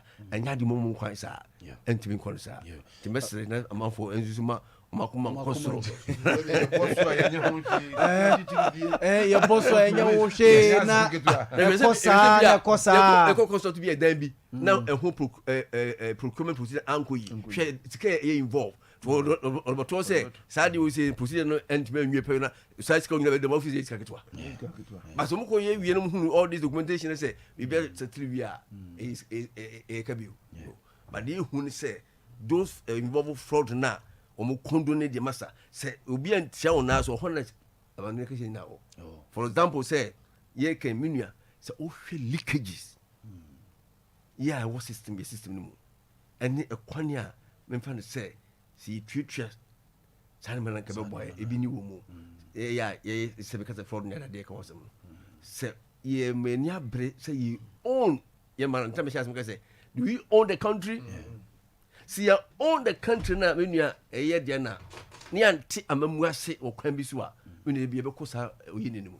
na menum ka say be we mesro say kamen ka bi kakra bi mfa sa de say ye kam amamu sem ne e kase ba ko animu a kana fo emu yensua de bi se o man na ye ho ne ye ni ye man na ye yubi so onhwe so maye na yubi so onhwe de me so wa se ite se unyi ska kra so yibi to de sisi ha ni ye yisika de sisi ye man na ye mpese bi yi ti de bi yisika sam no emboye tu why is kra ma no hu akonta papa ti so man ya wo de ade mimi ya base emfa sisi o man no na me so ide ma me no na me bu akonta papa si ye sam ye tia so man ye de ekonu se ya me nyanke ni hawo yidi emeyi o na nipa na me de ma no na konta na obeba bebu atrem no na bu mabam next time ngi bi o ko ye do ye onyi ni sa okwa we ye o so otua one cd onu be ko kana na fraud no bi no wo tua 1/3 no na che 1/3 na de aka no akwa gensi ye if you own the country you trust your best excuse and we say mo na me mana kole lawyer ye ko a minute ye nkomo ni nyina minute ye rapping ya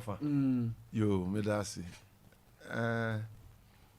I'm say also any brace Ghana for yes na ye do ye mine yes ni etim chichiri mine ni etim di wie na me de me say Ghana for no say I there be a politicians but Tom once and ye you so me di anim kan mo me show me ye good because send ye can ha ni mpanyin sem ne ya adwene se obi ote brofo na se be wo nim die no enye no kure ye fisi ye ko school woman mo call privilege schools no ye ko school na no moteba form woman call class school no mo ko soro yes e kire say academic knowledge anyansa nka hono enkwase anyansa mo mi empa nipa ya tiom fie na masua amanye amamre ne omdi akru aka ho omne betimi abo ama ye gi emaye si bebi o sesie ne nya isa 419 yo mbe kasasa ne de mom diska kro o mani mom de obi attitude fie bi ani ho be for man sika adia o conscience enka be ngira lawyer kusini yetene nka no to a minute. Yes, I want to side with lawyer because I think we have to be a time Mredru say very patriotic. Yes, very very patriotic. So I say now there should be equity. Yen ye pese obi abetu no ho ache aya adwuma de ama oman ne nkoso no e wo se oman no nso hunu se no sabi nipa no ordinary sabeko na no wo busu obehwe ne ma nti yen fa that equity remuneration yentu obi ka yentu adika wo ne dwuma ne sabi de sabi ne fata no so so na yen nyina no de yede makoko na ni beso no yen hwe hunu se de ma adwo nso na ni tu beso na obi mu sabi ensofa at the expense of others patch what has yes me can ding in an nature office friends article 71 office holders and neno me no workers you know e bi mu de V8 mu what do you say na omo asabi omo bread tete sankrofo no omo nya asabi fasodi bi enfree mu okay nti omo an hwe na omo address this issue of inequity okay see what system no mu no manipa nya ahofama emfa som oman no yeah Pacho what I say Matiasi ni di tu champon honorable tiawa ni odi jai kra se no se moma yen nye ntun se oman ye dia se gitu se ade we media na mehwe ne se de bia botra wa de bia wo ye ne fata se na trawo na me pass one day bi no ka article 71 you know kada ko bi betimi anya brene next week se wo ha na ye di sa nkomo constitution ye ewo mu no se gara fo fi se emwa constitution se me ka se obi take serious risk o ba bia ene hwe na ya evaluate ehu se evaluation of fata so fata se ko ba se bia ye haja ke bibi na ba shi ba bi na emwa gana fo ehunu ne ye be yi na ko se kutia bonne idea edo bia na idea wa kondi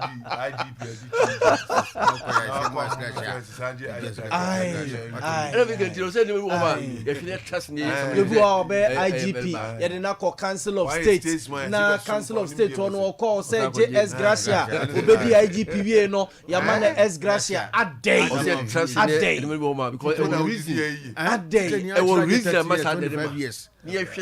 IGP no class so obedi you retire on your salary now we call council of state also so say continue you say allowance you as Gracia ale nko na odidi orabo ya nkwara gufi ya djuma you say sinto sure na kofo na gufi ya djuma na sure